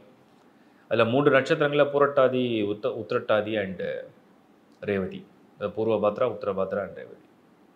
சம்டைம்ஸ் ஒரு அலட்சியத்தினால, ஒரு பெரிய பயம்லாம் எனக்கு ஒன்றும் இல்லை, நடந்தால் நடக்கட்டும், போனால் போயிட்டு போகுது, வந்தால் வரட்டும் அப்படிங்கிற ஒரு சின்ன அலட்சியத்தினால சில லக்னங்களை சேர்ந்துருந்தீங்கன்னா அதில் தான் வந்து உங்களுக்கு வந்து மீனத்துக்கு மீனராசி மீன லக்னம், மீனராசி மேஷ லக்னம், மீனராசி சிம்ம லக்னம், மீனராசி கும்ப லக்னம், இந்த 4 லக்னங்களில் சேர்ந்துருந்தீங்கன்னா ரொம்ப அலட்சியமாக இருக்க வேண்டாம். ஒரு விழிப்புணர்வோடு இருந்தீங்கன்னா ரொம்ப அவேராக யோசனை பண்ணி, முன் யோசனை, ஆலோசனை இதெல்லாம் செய்யும்பொழுது உங்களுக்கு வந்து நிறைய விஷயங்களை அழகாக தவிர்க்கலாம். தேவையில்லாத குழப்பம், தேவையில்லாத இழப்பு, தேவையில்லாத செலவு, தேவையில்லாத முயற்சி இதெல்லாம் நீங்கள் தவிர்க்கலாம். அதே மாதிரி மீனம் வந்து ஒரு நியூட்ரலாக கொஞ்சம் கொடுப்போம், ஆனால் 100% எதிர்பார்க்குற எல்லாத்தையும் தரமாட்டோம். எல்லா வயதினருக்கும் எல்லா பள்ளியும் தரமாட்டோம், கொஞ்சம் கொடுப்போம், கொஞ்சம் கால தாமதமாக பண்ணுவோம் அப்படின்ற மாதிரி லக்னங்களை பொருத்தி பார்த்தோம்னா ஓரளவுக்கு ஒரு ஒரு செமி குட் செமி பேட்னு எடுத்துக்கலாம், இல்லைனா பார்ஷியலி அட்வான்டேஜ்னு எடுத்துக்கலாம். அப்படி பார்த்தோம்னா அது வந்து கடக லக்னத்தை சேர்ந்து மீனராசி அப்படின்னா பார்ஷியலி சப்போர்ட் பண்ணும். ஒருவேளை நீங்கள் வந்து கன்னி துலாமை சேர்ந்து வரீங்க அப்படின்னா அதுவும் பார்ஷியலி சப்போர்ட் பண்ணுவோம். தனுசு லக்னமும் பார்ஷியலி சப்போர்ட் பண்ணும். ஸோ கடகம், கன்னி, துலாம், தனுசு அப்படி ஒரு பார்ஷியல் சப்போர்ட் சில பலன்களை எடுத்து முயற்சி பண்ண அப்புறம் கொடுக்கும். அதில் சப்ஜெக்ட் டு தசாபுக்தி இருக்குது. ஏன்னா மீனமில் பிறக்கிறவங்களுக்கு பெரும்பாலும் புதன் சுக்கிரன் தசைகளில் ஈஸியாக அவங்க வந்துடுவாங்க. மீனத்தில் பிறந்து சுக்கிர தசை அனுபவித்து அதில் அதிர்ஷ்டத்தோடு வாழ்கிற நபர்கள் வந்து குறைவு. ஏன்னா மீனத்துக்கே சுக்கிரன் வந்து ஃபேவரபிள் பிளானட் கிடையாது. நிறைய பேருக்கு காசை கரைச்சி விட்றோம். பட் மீனத்தில் பிறந்து சுக்கிர தசையை வந்து சில பேருக்கு நல்லா அது கனெக்ட் ஆகும். ஹாரோஸ்கோப்பில் சரியாக மேட்ச் பண்ணும். அந்த லக்னத்தை பேஸ் பண்ணி அவங்களுக்கு நல்ல பொருள் சேர்த்துருவாங்க, அது சந்தோஷமாக வாழ்கிறாங்க. எனிவே மீனத்துக்கு என்ன பண்ணலாம், நெக்ஸ்ட் இயரில் வந்து என்ன பண்ணால் கொஞ்சம் அன்வான்டான விஷயங்களை வந்து நம்ம அவாய்ட் பண்ண முடியும் அப்படின்னு பார்த்தோம்னா காலச்சக்கரத்துக்கே 12வது இடம் அது. இது அயன சயன போஜன மோட்சக்காரக அந்த ஸ்தானத்தை கொண்டது. அப்போ அந்த ஸ்தானத்தை கொண்ட ராசிகள் வந்து என்ன செய்யலாம் அப்படின்னா எப்பவுமே வந்து மீனமே வந்து மோட்ச தத்துவ ராசின்னு சொல்லுவாங்க. அப்போ மீனம் வந்து மோட்ச தத்துவ ராசின்னும் போது எந்த விதமான ஆசாபாசங்களும் இல்லாமல், எதிர்பார்ப்பும் இல்லாமல் நீங்கள் வந்து சேவை, வாழ்க்கையே எனக்கு ஒரு சேவை அப்படின்னு நீங்கள் சேவை செய்தீங்கன்னா, தொடர்ந்தீங்கன்னா, இல்லை அதுக்கு உண்டான முயற்சியில் ஈடுபட்டீங்கன்னா, அப்போ உங்களுடைய தடைகள் சங்கடங்கள்லாம் தானாகவே விலகி ஓடிடும். ஏன்னா ஒருத்தருக்கு ஒரு லாஜிக் இருக்குது. இவங்க இதை செஞ்சால் இவங்களுக்கு வந்து எந்த விதமான தொல்லையும் கஷ்டமும் வராது அப்படின்னு சொல்கிறோம் இல்லையா? அது மாதிரி சேவை செய்யும் ராசி தான் மீனம். மீனம் என்றால் பிறருக்கு உதவி செய்வது, சேவை செய்வது, அர்ப்பணிப்பது, மக்களுக்காக, உலகத்துக்காக, ஒரு பறவைக்காக, ஒரு நீருக்காக, ஏதோ ஒரு விஷயத்துக்காக தன்னை அர்ப்பணித்து ஒரு சேவையாக எந்த விதமான பிரதிபலனும் எதிர்பார்க்காமல் செய்யக்கூடிய சேவைக்கு மீனம் உகந்த ராசி. அப்படி செய்யும் பொழுது என்ன நடக்கும் அப்படின்னா இதே ஜென்மசனி நல்ல பலனை கொடுக்க ஆரம்பிச்சிடும். அதே உங்களுக்கு 7ரை சனி நல்ல பலனை இன்னும் கொடுக்க ஆரம்பிச்சிடும். அதே குருவுடைய பொசிஷனாக இருந்தாலும் சரி அது இன்னும் புகழையும் கொடுக்க ஆரம்பிச்சிடும். அப்போது உடனே நீங்கள் கேட்பீங்க, எல்லாத்தையும் எதிர்பார்க்காம நான் கொடுத்தா எல்லாம் வாங்கிட்டு போய் திருப்பிலாம் கொடுக்க மாட்டாங்க. அதுதான் எதிர்பார்க்காம செய்ய பணம் தான் கொடுக்கணும்னு கிடையாது. உங்கள் டைம், உங்கள் எனர்ஜி, உங்கள் நாலேஜ், உங்கள் அறிவு கூட நீங்கள் யாருக்காவது சேவையாக கொடுக்கலாம் இல்லையா?